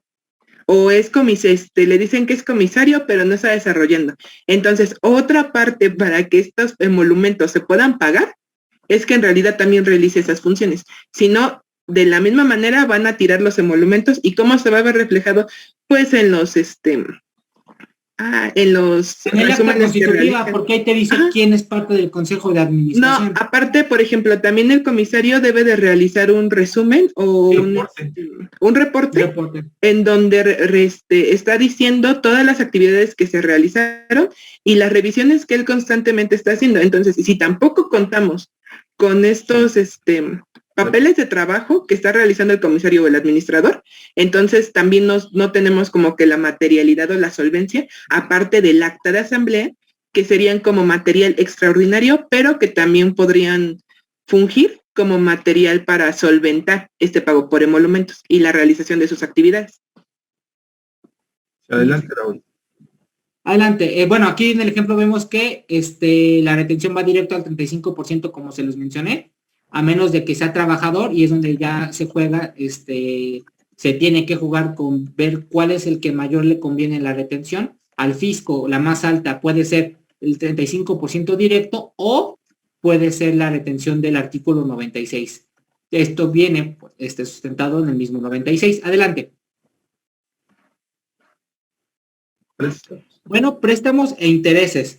En este caso, ¿qué tenemos? Bueno, ya no estamos hablando de cuestiones de cómo labora dentro de la empresa, ahora de cómo actúa alrededor de la empresa. El socio, bueno, resulta que tienen ustedes un proyecto en marcha y les falta, les falta un empujón económico. ¿Cómo puede el socio salir beneficiado de esta parte? Préstamos y que él se vea beneficiado por medio de los intereses. Así como están las cosas ahorita, los intereses deben ser superiores al 10% para que verdaderamente el dinero te esté generando un ingreso. Hay que recordar que para la empresa son deducibles todos estos pagos de intereses, y las reglas especiales que podemos encontrar es que deben estar sustentados por un contrato social en donde se especifique cuáles son las características, los plazos. Ahorita en la siguiente lámina se va a ver esta parte, pero en cuestión de préstamos hay que recordar que ha sido muy observado, porque luego nada más se realizan préstamos a la empresa y no se realizan los retornos. Y ahorita adelante con Estefanía vamos a platicar de cuál es esa problemática de no sustentar correctamente los préstamos. Esta es una opción viable para el socio en el caso de que no participe dentro de la empresa, pero cuando la empresa tiene la necesidad, él es el primero que invierte sin tener que convertirlo en capital. Simplemente estamos hablando de que la diferencia de invertir un nuevo capital en la empresa y un préstamo es que él va a recibir su dinero de retorno y va a tener ya especificado cuáles son los intereses. O sea, no va amarrado con el beneficio de las utilidades y pues no va a ser un aumento de capital. ¿Algo más que me quieras aportar aquí, Carla? Sí, aquí es algo muy, muy, muy sencillo. ¿Por qué? Porque, bueno, a final del día, para que el préstamo pues tenga validez o tenga solvencia, pues bueno, el contrato o el papel en donde se estipule va a tener que tener los datos del prestamista, en este caso la sociedad, los datos del prestatario, el nombre del socio accionista, cuánto fue lo que se le prestó, la tasa y tipo de interés que se le está cobrando, que también se encuentra establecido, ya previamente como tú lo has comentado, y el procedimiento para cobro o devolución del monto, así también para el cálculo de la amortización de la deuda. Aquí es muy importante que sí tengan como tal la solvencia de cuánto es lo que están pidiendo prestado y que como tal es un préstamo y que al momento de que realicen la transacción se le ponga la parte de préstamo, porque muchas veces realizan la transacción o la transferencia y nada más dicen, pues ahí te va el dinero, pero se les olvida poner en el concepto que es un préstamo. Entonces, solventando eso, más el contrato, más toda la materialidad correspondiente en donde se establezca que es un préstamo, no va a tener problemas el socio accionista. Pero creo que esta figura es muy buscada últimamente, como tú lo has comentado, porque ya se dieron cuenta que muchas veces dicen, bueno, te vamos a pagar por préstamos y los tiran porque no hay materialidad. Y muchas veces simplemente nada más agarran, realizan el préstamo, pero como tal, ¿qué lo solventa? Pues nada, porque nada más decidieron realizar el préstamo, ni contablemente está, ni hay contrato, ni hay pagarés, no hay nada que lo solvente, ni siquiera la tasa de interés que se encuentra estipulada. Entonces creo que ese es uno de los puntos muy importantes, porque el préstamo sí lo utilizan demasiado, pero también ya es el que está siendo muy investigado actualmente por las autoridades correspondientes. Exacto. Y ahorita haciendo respuesta, Claudia, a la pregunta que nos hace Ivonne, es Ivonne, ¿verdad, Ivonne? Ahí, Ivonne, la situación es que el pagaré, a pesar de que es un instrumento autónomo, en materia fiscal debe ir acompañado del contrato, porque ya en las disposiciones fiscales, la materialidad y los entregables, la misma disposición señala que el pagaré solamente es un elemento que forma parte del contrato. El verdadero elemento del contrato para materia fiscal es simplemente el pagaré demuestra que la actividad se llevó a cabo, más acompañada del estado de cuenta bancario, ¿no, Carla? Exactamente. Porque ya, bueno, si hay muchos que lo han sentido o les ha pasado, el SAT ya te pide sí, pero aparte, pásame tu estado de cuenta en donde me corrobores que en realidad son préstamos, más aparte tu contabilidad. Entonces, sí, ya ahorita ya también ya te están revisando estados de cuenta para que se metan como materialidad y solvencia, como usted lo está diciendo, licenciado. Exacto. Y respecto a la situación que señala Claudia, efectivamente, hay una disposición que hizo la Suprema Corte a finales del ejercicio 2019, en el que la autoridad señala que es recomendable que los contratos se certifiquen o se validen ante el fedatario público, pero no son los únicos elementos que van a darle validez a un préstamo. En materia de préstamos a socios, accionistas, a la empresa, este elemento se va a administrar. ¿Cuáles elementos va a ser la adminiculación del contrato? Ok, yo hice el préstamo, aquí está el contrato, aquí está el pagaré, pero hay un elemento fundamental en las auditorías, y incluso les comento de asuntos penales que hemos tenido que llevar por esta materia, que la autoridad le señala, ¿y para qué le prestó el recurso? La razón de negocio del préstamo, Ivonne, porque y entonces vas a tener que adminicular jurídicamente todos los conceptos, pero lo más recomendable es que los contratos sí sean llevados a protocolizar o certificar, depende del monto que vayas. A ver que tenemos figuras de protocolización, certificación y cotejo. Son los tres elementos que manejamos en materia de notarial, pero lo más conveniente es que de acuerdo al monto que vayas a utilizar, lo vas a tener que darle esa forma, ¿no? ¿Ok? El licenciado Raúl, no sé si me permitan leerles las demás preguntas o quiere que continuemos y al final. Si quieres, adelantamos, Claudia, y al final hacemos una recapitulación, Claudia. Ok, me pregunta Mariel, ¿es préstamo de la empresa al socio o del socio a la empresa? Ambos.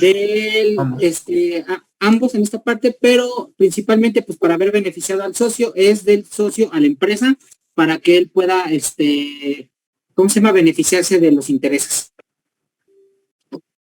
Sí, y además pues va a ser deducible también y acreditable para la empresa. Para la empresa, ¿no? Okay. Bueno. Okay. Pues tengo aquí adelante. Otros más. Sí, perdón. Dice Ivonne, ¿el contrato es simple o ante el notario? Adelante te voy a dar las características. Si quieres, vamos a la que sigue, Dulce, para que veamos esas características. Okay. ¿Qué debe de tener el contrato? Primero, datos del prestamista, en este caso de la sociedad. El prestatario que lo va a prestar para que sea el beneficio del socio, que son sus características, ¿no? De su INE, su calidad, en qué se lo presta, el monto del préstamo, tasa y tipo de interés devengado. Desde ahí ya vas a plasmar cuál es el beneficio que tú quieres ver en cuestión de los intereses. Y pues el procedimiento del cobro. ¿Por qué? Porque como te estoy mencionando, debe de traer plazo. No nada más es prestar dinero. Hay una razón de negocio para que exista un préstamo. Entonces tú le debes de especificar a la empresa en cuánto tiempo te lo debe de retornar. Le prestaste 100,000 pesos y le dices, no, me lo tienes que regresar en 4 exhibiciones de 25,000 pesos más los intereses generados en el plazo que tú lo hayas especificado. Ese es el beneficio y estas son las características que debe tener el contrato. Ahora, no solamente va sustentado el contrato, van con sus pagarés. ¿Por qué? Porque también se tiene que firmar que se recibió el dinero y les vamos haciendo un adendum al contrato donde vayamos amarrando los pagarés para que esté correctamente sustentado. Ahora, de beneficio, ¿qué te recomiendo? Que si lo puedes, por lo menos cotejar ante notario para darle fecha cierta como mínimo, pues darle esa parte. Y hay que recordar que en cuestión de préstamos está muy observado por la Ley Federal para la Prevención e Identificación de Operaciones con recursos de procedencia ilícita. Entonces hay que tener mucho cuidado. De eso, Francisco, sí, hay un régimen de intereses. Si tú haces préstamos, sí, el socio nada más debe de darse de alta en cuestión de intereses y va a pagar solamente impuesto por los intereses recibidos. Aquí es importante elegir correctamente el interés. ¿Por qué? Porque primero debes estar arriba de la inflación, que ya sabemos que es del 10%. Segundo, que sea benéfico en cuestión de que el interés no se te vaya a terminar comiendo y vaya siendo un menor ingreso por cuestión de lo que es la inflación y lo que es el pago de impuestos. Entonces se tiene que hacer un análisis en cuestión de esta parte.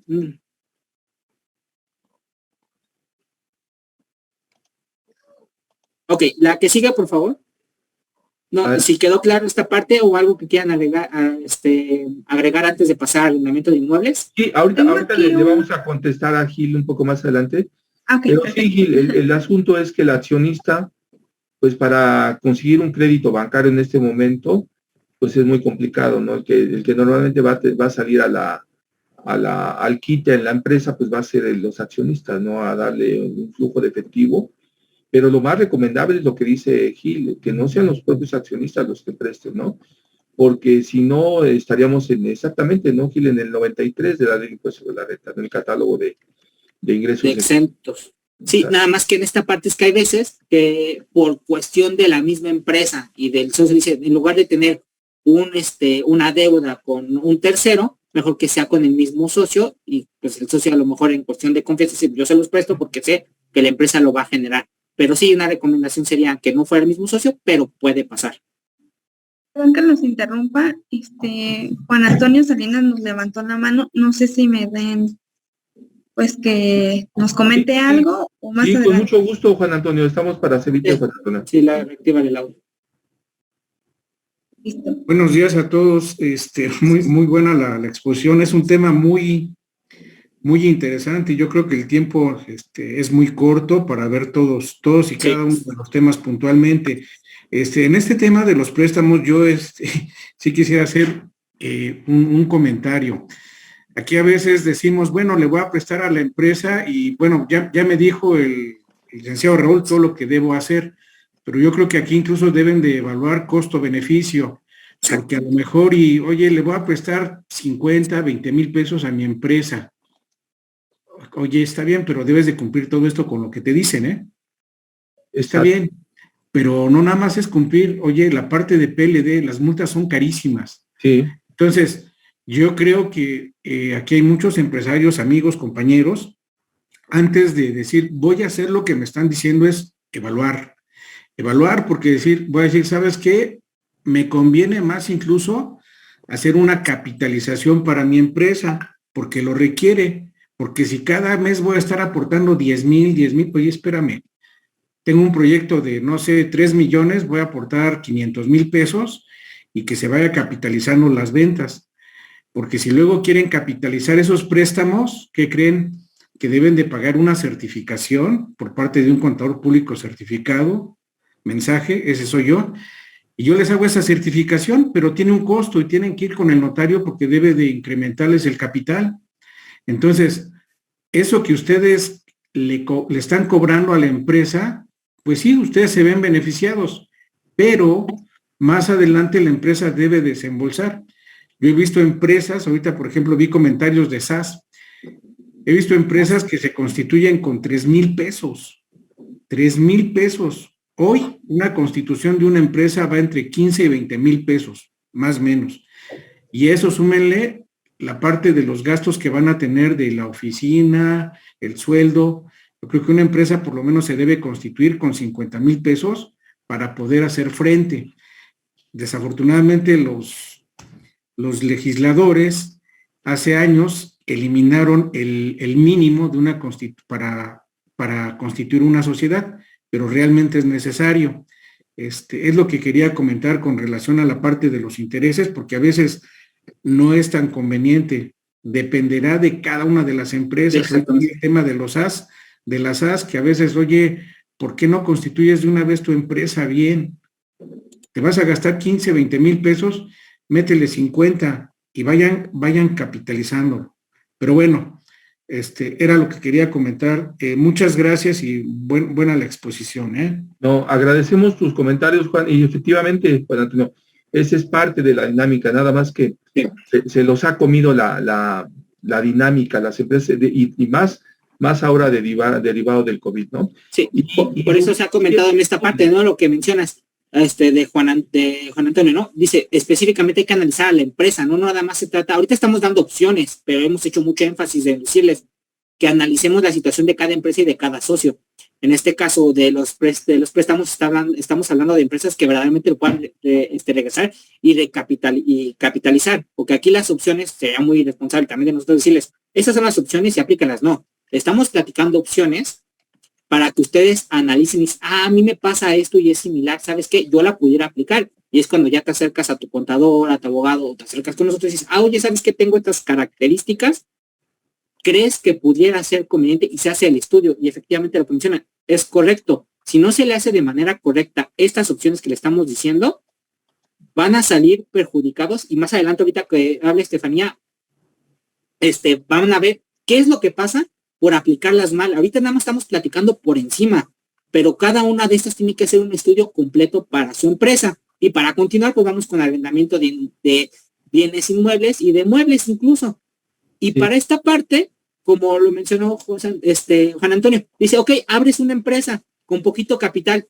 ¿Y qué es lo que pasa? Que a veces los socios tienen un terreno, tienen una casa, tienen alguna fábrica y dices, para empezar la empresa, yo como socio, se las presto ahorita como datos sin ningún cobro alguno. Y cuando la empresa empiece a capitalizar, yo voy a recibir un ingreso por esta parte y resulta que pasó el tiempo y nunca pasó. La que sigue, por favor, Dulce.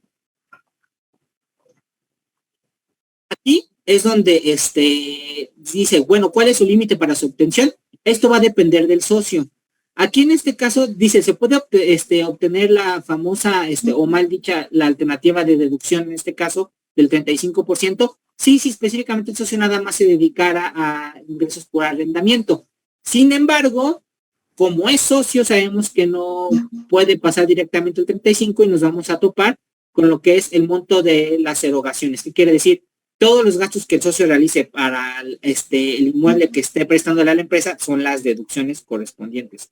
Tenemos reglas especiales para esta parte. Sí, hay que recordar que este año dentro de la reforma fiscal ya nos especificaron dentro de la miscelánea que los CFDIs por arrendamiento deben de tener ciertas características, por ejemplo, mencionar cuál es el inmueble, cuál es su número de predial, dame una característica física del inmueble para meterlo dentro del concepto del CFDI.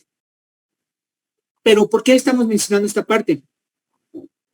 Porque luego el socio aporta un inmueble a la sociedad en cuestión de un préstamo y no recibe la contraprestación porque estén ocupando su inmueble. No estamos hablando de que el socio lo meta como capital, estamos hablando de que el socio sigue conservando la posesión real del inmueble, pero simplemente no se está viendo beneficiado por prestar ese mismo inmueble dentro de la empresa. Y peor aún, él sí paga los impuestos del predial cada año y paga toda esa parte y no se ve beneficiado.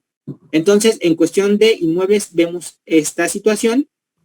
Ahorita Carla nos va a comentar algunos otros puntos, pero esto no nada más, no sé si eran inmuebles, también podemos hablar aquí de maquinaria. A lo mejor el socio compra la maquinaria y se la presta a la empresa y la empresa le paga una renta por esa maquinaria especializada. ¿Me quieres complementar aquí, Carla?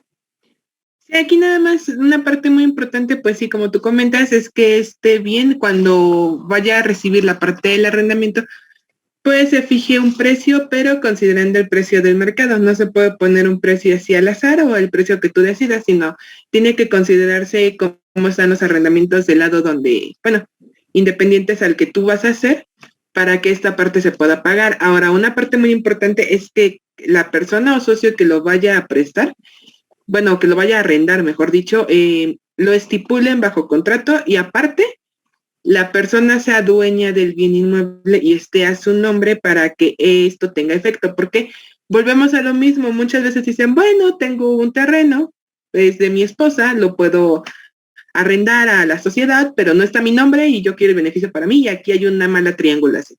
Entonces, muy importante es que seas tú dueño del inmueble, que lo vayas a meter a, ¿cómo se llama? Que el precio que el precio que te vayan a pagar por arrendamiento esté a precio de mercado, porque, pues bueno, tiene que tomarse también esa consideración para que esta parte del arrendamiento de bienes inmuebles y también de propiedades como maquinaria o algún otro objeto, pues puedan tener suficiente materialidad que lo compruebe. ¿Y cuál es eso? Pues bueno, una sería la factura, si es una maquinaria o si es un bien mueble, y como tal la escritura, si es una casa habitación, un terreno o una propiedad, para que todo esto se solvente con la parte del arrendamiento. Exactamente. Ahorita respondiendo rápido preguntas, Guadalupe Ortega, en tu comentario, bueno, ¿qué es preferible, tener el préstamo con el banco o con el socio? Ahorita, como vemos las características del banco, ahorita andan muy bruscos por la cuestión económica y se están yendo luego radicalmente a lo que es la congelación de cuentas por medio de la comisión. Entonces, ahí más bien es el análisis de a quién prefieres deberle, si se manejar un préstamo, pero como lo mencionaron ahorita, hay todo un sustento y todas estas características. Entonces, es de análisis. Y en cuestión de APC, hay que recordar que las personas físicas, así como tienen el ingreso por flujo de efectivo, también sus deducciones. Entonces, debe de realizarse en el ejercicio, obviamente, pero en el mes en el que se paga. Adelante, si me permites, arriba también tenía unas par de preguntas, no sé si me permitas mencionarlas. Sí, a ver, adelante. Rubí nos comenta, ¿en un préstamo puede haber un periodo de gracia para el cobro de intereses? Sí, tú puedes ajustarlo en la cuestión de tu contrato. O sea, sí hay un tiempo para retornar el dinero del préstamo, pero los intereses es un ingreso que puedes pactar como cualquier otro, como en plazos de pago. Entonces, sí lo puedes hacer, pero todo bien amarrado dentro del contrato. Y comenta Yasmin, ¿se deben de ajustar a la situación de cada empresa? Sí, Yasmin nos fue un comentario para esta situación. Ok, voy a continuar y voy a mandar todas las preguntas al final para que podamos continuar con la dinámica de la plática. En cuestión del arrendamiento de inmuebles y de bienes muebles e inmuebles, es muy similar a lo que son las actividades profesionales, que es el artículo 106 que te dice que retienes un 10% de la base gravable por arrendamiento de inmuebles, y pues el artículo 1A que te habla de la retención de 2/3 partes del IVA pagado. ¿Por qué? Porque si el socio es una persona física, entonces aquí no estamos hablando de socios personas morales, acuérdense que es solo personas físicas que son socios de personas morales. Entonces este beneficio es bueno y es seguro. Hay que recordar que se debe de arrendar a precio de mercado. ¿Cómo vemos esa parte? Porque si estamos en una zona industrial, tenemos bodegas o otras similares a los alrededores. Es cuestión de analizar verdaderamente cuál es el costo real. Y si no lo sabes, entonces podemos hacer un análisis no financiero, puede ser comercial, en donde sacamos el valor del inmueble y hacemos el cálculo y le podemos determinar nosotros lo que es el valor de renta comercial del inmueble, aunque existen otras valuaciones ya en cuestión fiscal o en cuestión bancaria para saber cuál debería ser el valor real del arrendamiento, pero podemos jugar con estas, pero hay que justificarlas. Adelante. Bueno, ya hablamos aquí de ingresos que puede recibir el socio apegados al impuesto sobre la renta. Ahora, eres socio, ¿cuáles tú ya tienes de cajón? Nada más las vamos a mencionar para que recordemos un poco, para que las sumemos a las que acabamos de platicar de impuestos sobre la renta. Adelante. Dividendos. Hay que recordar que el dividendo es aquel ingreso que no forma parte de la utilidad fiscal neta. ¿Por qué? Porque hay que recordar que el dividendo paga un impuesto, y esto lo podemos encontrar en el artículo 10 de la ley del impuesto sobre la renta, que es la piramidación. Entonces, este es un ejemplo que pasa mucho con los socios, y ahorita les pongo un ejemplo. Llega el cierre del ejercicio y dice que tenemos una utilidad de 10 millones de pesos, ¿no? Y el socio dice, ok, yo quiero recibir mis dividendos y mis utilidades. Y entonces, como no se está esta parte explicada, agarra el socio y y dicen dentro del cierre, cuando está determinando, oye, pues a ti tocan como 20,000 pesos, ¿no? Y dice, ok, pues yo quiero recibir 35,000 pesos, ¿no? Por esta parte. ¿Qué pasa? Si ya le dijeron que le corresponden 20,000 pesos, es porque estamos hablando de la cuenta de utilidad fiscal neta que ya pagó impuestos. Esos 20,000 pesos van a ir sin pago de impuesto. ¿Por qué? Porque ya lo pagaron en el ejercicio.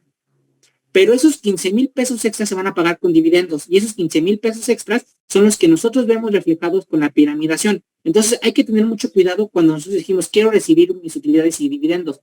Estos son dos mundos diferentes, pero que se juegan al mismo tiempo, porque una cosa es la utilidad fiscal neta, porque ya pagó impuesto, y otra cosa es la financiera. A lo mejor financieramente te dijeron que tenías 10 millones, pero fiscalmente son 9.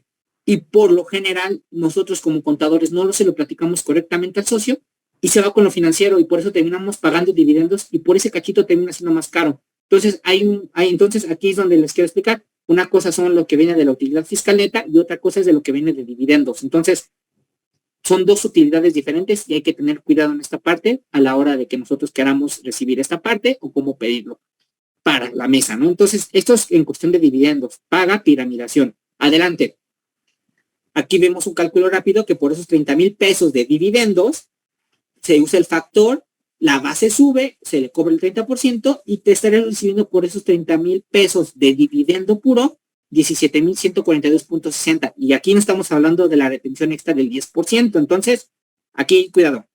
Si no hay saldo CUFIN, entonces no. Si puedes repartirte dividendos si no hay CUFIN. Simplemente hay que recordar que la cuenta CUFIN son esas utilidades que ya tienes y que ya pagaron impuesto y no van a ir sumados al dividendo. Pero sí puedes tener dividendos, pero te vas a ir a esta tasa alta del 1.4. Adelante. Vámonos a la cuenta de utilidad fiscal neta. Adelante. Estos son los que ya pagaron impuestos. Entonces, lo que se paga es lo que se tiene en la cuenta de utilidad fiscal neta. Hay que recordar que esta cuenta va por años y va en conjunto y se va actualizando año con año. Esto, ¿cómo lo tenemos sustentado? En las actas de asamblea. Y como ya pagaron impuestos, ya sabemos que ese dinero ya lo pagó y nada más lo tenemos que ir actualizando para poder irlo sacando. No va a pagar otra vez impuesto porque ya lo pagó en el cierre del ejercicio. Entonces, es importante tener un control delicado en lo que son las cuentas de utilidad fiscal neta. Hay que recordar que viene por año, sustento actas de asamblea, y aquí viene su fundamentación jurídica entre qué es dividendo y qué es CUFIN. Esa parte luego les digo que se vuelve confusa, pero es el mundo fiscal y el mundo financiero. Adelante. Aquí tenemos el ejemplo de una cuenta de utilidad fiscal neta de varios años, y aquí vemos cómo se va actualizando. Ahorita cuando bajen su material, pues lo pueden ir checando y pues pueden platicar con su contador. Oye, ¿cuánto yo tengo en la cuenta de utilidad fiscal neta? ¿Y cuántas veces hemos pagado dividendos? Pues para que sepas, ¿no? Nosotros a lo mejor hablamos muchas veces del mundo fiscal, pero es por este punto. Porque el financiero es uno, que es el que tenemos nuestra carta de presentación ante el cliente, pero la cuenta de utilidad fiscal neta es otro, ¿no? Adelante. Reducción de capital y enajenación de acciones. Ok, ahorita este punto es cuando tú dices, ¿sabes qué? Yo necesito dinero de rápido. Voy a quemar las acciones que tengo en la empresa pues para obtener dinero de rápido. Pero, ¿cuál es el no beneficio que tenemos aquí? Pues que vas a perder esa inversión que tienes dentro de la empresa. Entonces, aquí se va a tener que hacer el cálculo. Vamos a ver, cuando a ti te paguen esa reducción de capital o esa enajenación de acciones, hay que ver de qué año son. Hay que ver si tenías cuenta de utilidad fiscal neta y tenías algunas utilidades para que te las paguen. Por lo que no cuente de esa parte, pues nos vamos a ir con piramidación, con la retención del 10%. Es un cálculo preciso, pero es una forma rápida de obtener dinero, pero vas a perder tu inversión en la empresa. Pero es una forma de liquidez si es que lo que tú necesitarás es esta parte. Adelante. Adelante viene un cuadro, que estos son los elementos a considerar. Estos no hay ningún problema. ¿Por qué?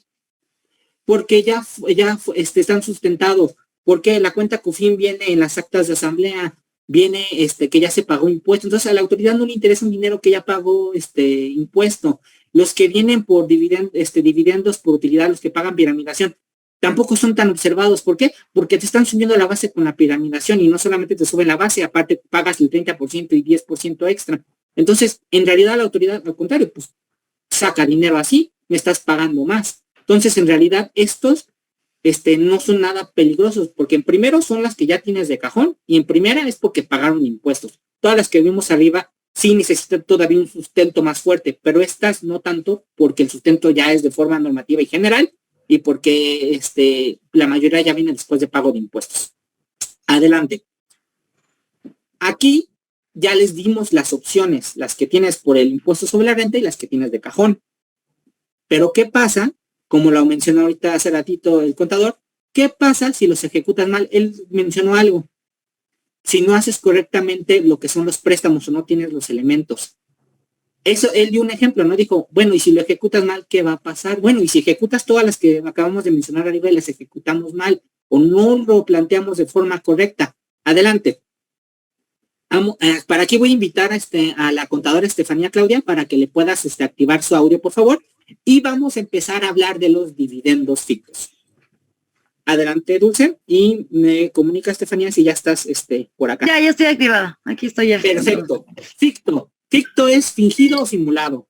¿Qué quiere decir? Que la autoridad considera que esos ingresos que recibieron son dividendos fictos. Ahorita vamos a ver en un artículo más adelante cuáles son los que se consideran dividendos fictos. ¿Qué quiere decir? Que el socio lo recibió y que de alguna manera están disfrazados o mal sustentados. ¿Qué me quieres comentar aquí, Estefanía?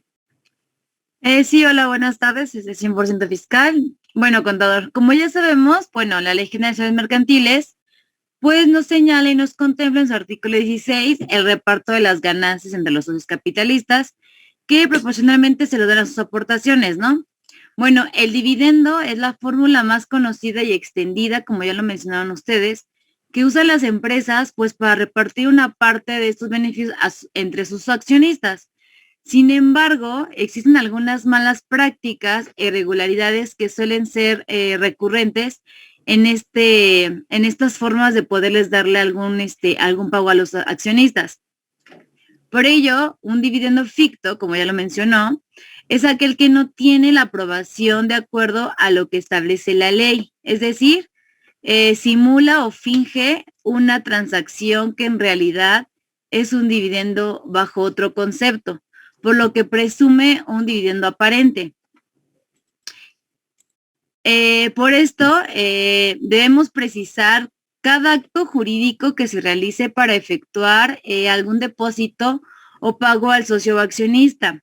Un ejemplo podría ser, como ya lo han comentado durante la plática, pues es cuando la empresa realiza un préstamo al socio o accionista. Y para no caer en un dividendo ficto, debe de contar con sus requisitos y legalidades, las cuales son, en primer lugar, pues que estas no sean consecuencia normal de las operaciones de la persona moral. Otra situación es que se pacte el plazo menor de 1 año. Y otro punto muy importante es que el interés pactado sea igual o superior a la tasa que fije la Ley de Ingresos de la Federación. Y otro, pues que efectivamente pues se cumplan esas condiciones pactadas, ya que si no se realizan o no se cumplen, pues la autoridad podría tipificar pues como dividendo ficto este acto jurídico. Por eso es importante que al momento de realizar algún pago o algún depósito al accionista, pues se realice todo de acuerdo a la norma y pues cada acto, en este caso por el préstamo, pues en el contrato, pues establezcan cada una de las especificaciones que se realizarán pues para que se cumpla este acto jurídico como tal y pues la autoridad no nos los pueda tipificar como un dividendo ficto, ya sea que en alguna transacción o algún pago al socio, pues se justifique por medio de asambleas, de contratos, el pago por supuesto y sobre todo pues el cumplimiento de los plazos del reembolso del pago, ¿no? Y entre otros acciones. Por lo que también podemos precisar que si no se cumple con estos requisitos jurídicos, pues la autoridad considerará como dividendo ficto los ingresos que percibe el socio por parte de la empresa. Sí, en otras palabras, Yasmi, en otras palabras, Estefanía, es que llega la quincena, llega el mes, le pagaron los trabajadores, Raúl, y el socio le dice al contador, necesito dinero porque pues ya es quincena, ¿no? Entonces él le manda, en lugar de decirle, bueno, le voy a hacer sueldos, salarios, dividendos, dice, ahí le hago un traspaso, ¿no? Un traspaso, y nunca lo documenta, ¿no, Estefanía? Llega el SAT, y dice el SAT, oiga, ¿y esto de qué es? Es un préstamo, ¿no? Dice el SAT, no, aquí no hay documentos, no hay nada que avale, es que es un pago por regalías, pero pues no hay nada que demuestre que son regalías, o tiene simplemente el depósito, ¿no? Entonces, la autoridad, a la hora de hacer la auditoría, a la hora de hacer la revisión, a la hora de hacer las facultades de comprobación, la autoridad denomina fiscalmente a esa figura un dividendo ficto, porque es un acto simulado, ¿no? En ese sentido, ¿no? Y en eso nos relacionamos, ¿no, Raúl, con la siguiente figura, ¿no? Exacto, como en este caso, sí, ahorita adelante, pero por ejemplo ahorita en una mención nos dice, ok, pero mejor en este caso, mejor sácalo como dividendos y plantealo en tu acta de asamblea, a que mejor quieran mencionar que son dividendos fictos y págalo 2 veces o 3 veces. Entonces, todo es cuestión de sustento como lo mencionas. Ahorita, es lo que mencionamos hace rato, ¿no? ¿En qué artículo viene? ¿Qué es lo que se consideran dividendos o utilidades distribuidos? Y desde aquí se agarran para saber qué es un dividendo ficto, ¿no es así? Sí, claro. Entonces, tenemos ahora cuestión de la discrepancia fiscal. Adelante. ¿Qué es la discrepancia fiscal? Es cuando la autoridad en alguna de sus facultades te dice, ¿sabes qué? Tienes más gastos que ingresos en un año. Y entonces en el análisis dice, oye, ¿cómo es que tienes más gastos que ingresos? Entonces, ¿qué me quieres comentar aquí, Sí, claro, contador Raúl. Bueno, como ya lo mencionó, aquí las personas físicas podrán ser objeto de un procedimiento de discrepancia fiscal, pues cuando se compruebe que el monto de las erogaciones que en un año de calendario sea superior a los ingresos declarados por el contribuyente.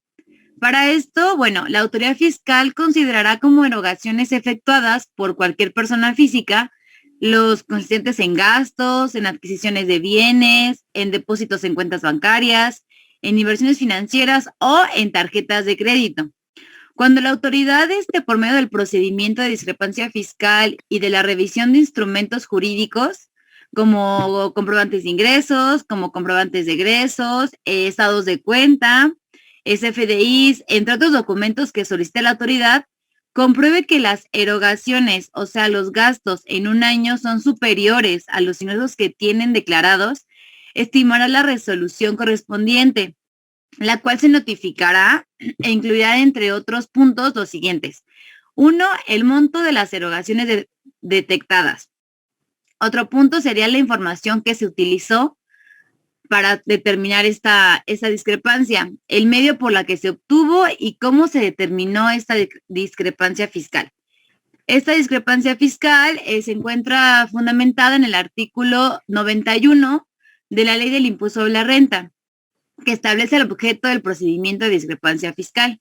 Y de igual manera podemos relacionar que en el Código Fiscal de la Federación, en el artículo 108 y 109, se encuentran las sanciones de delitos fiscales y de defraudación fiscal que entrarían en el supuesto de que se puedan obtener discrepancia fiscal, ya que no se están declarando correctamente los ingresos.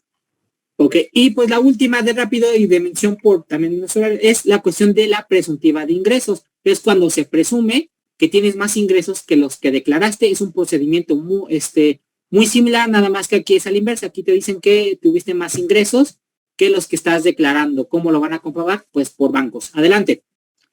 Sí, contador, bueno. Sí, no, pero ahorita ya vamos a cerrar ahorita nada más vamos a dar las recomendaciones rápidas y aquí vamos a ver. Rápido, vamos a mencionarlas, lo que fue el corazón de todo esto. Todo es elabora, todo tiene que tener materialidad, si no caemos en las tres que mencionamos, que cuáles fueron, dividendos fictos, presuntiva de ingresos, y ¿cuál fue la otra? Discrepancia fiscal. Y discrepancia fiscal. ¿Por qué? Por no estar soportados. Hay que implementar compliance, hace rato lo mencionó el contador, ahorita vamos a caer en lo de PLD si no sustentamos correctamente. Tenemos lo que es trabajar en grupos multidisciplinarios. La empresa no solamente está conformada por abogados y contadores en esta responsabilidad, hay ingenieros y otras ramas que apoyan a las empresas. Tienes que reevaluar de tu empresa la parte jurídica y fiscal de la empresa. No solamente con el contador debe de recaer la responsabilidad de decirte las opciones. Cobíjalo o deja que él también se cobije de expertos allegados al tema, del tema fiscal, de PLD, de otros temas, para que las puedas ejecutar de manera correcta. Para los accionistas siempre hay un nuevo riesgo, porque cada año cambian los aspectos normativos. Que haya funcionado hace 10 años o hace 5 años, como mencionamos hace rato en inmuebles, se va modificando la ley y van saliendo más cosas para ir sustentando. El enfoque de la empresa para los socios. Hay que recordar que al final la empresa, ese tercero le rinde cuentas al socio por sus beneficios económicos, por algo invirtió en ella. La empresa debe trabajar en conjunto de los socios y los socios con la empresa.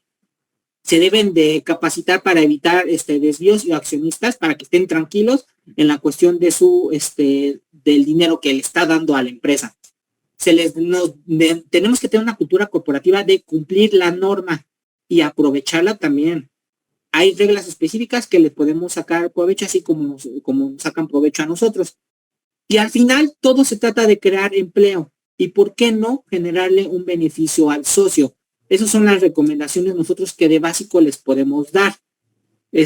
Bueno, por nuestra parte, como 100% fiscal es todo. Les agradecemos mucho esta plática y el espacio a la Asociación de Empresarios. Les cedo la palabra al licenciado Raúl Dávila para que podamos cerrar.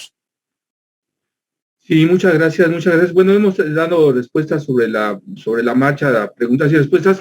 De todos modos, los que tengan preguntas adicionales pueden hacerlo a través de nuestras redes sociales, saben que estamos para servirnos. Y tenemos ahí una paginita dulce de los que quieren, acuérdense que tenemos, envíen su mensajito a las redes y con mucho gusto les obsequiamos una hora gratuita de asesoría y apegándonos a nuestros horarios también para respetar ahí los horarios de la asociación y agradecerle a la Asociación de Empresarios de Iztapalapa y a Rubí Sánchez, que fue reelecta presidenta de la asociación hace unos días, agradecerle su dirección en esta área e invitarlos a todos los eventos que tenemos en la Asociación de Empresarios. Y como les comentaba, tenemos el torneo de golf reciente próximamente y tenemos ya la comida de la amistad en unos días y también la comida de fin de año. Y vamos a darles dos pláticas en breve, una sobre estados financieros, interpretación de estados financieros, que nos lo piden mucho, y también invitarlos a un curso que vamos a dar, que nos han estado pidiendo mucho, sobre delitos fiscales, primeros auxilios, qué hacer, que si ya, porque aunque no lo crean, qué bueno que están aquí todos, no tengan esos problemas, pero sí hay personas que tienen, y con mucho gusto las demás preguntas las comentaremos a través de nuestras redes sociales. Cualquier duda o aclaración, escríbenos en nuestras redes sociales. Asuntos fiscales, soluciones fiscales.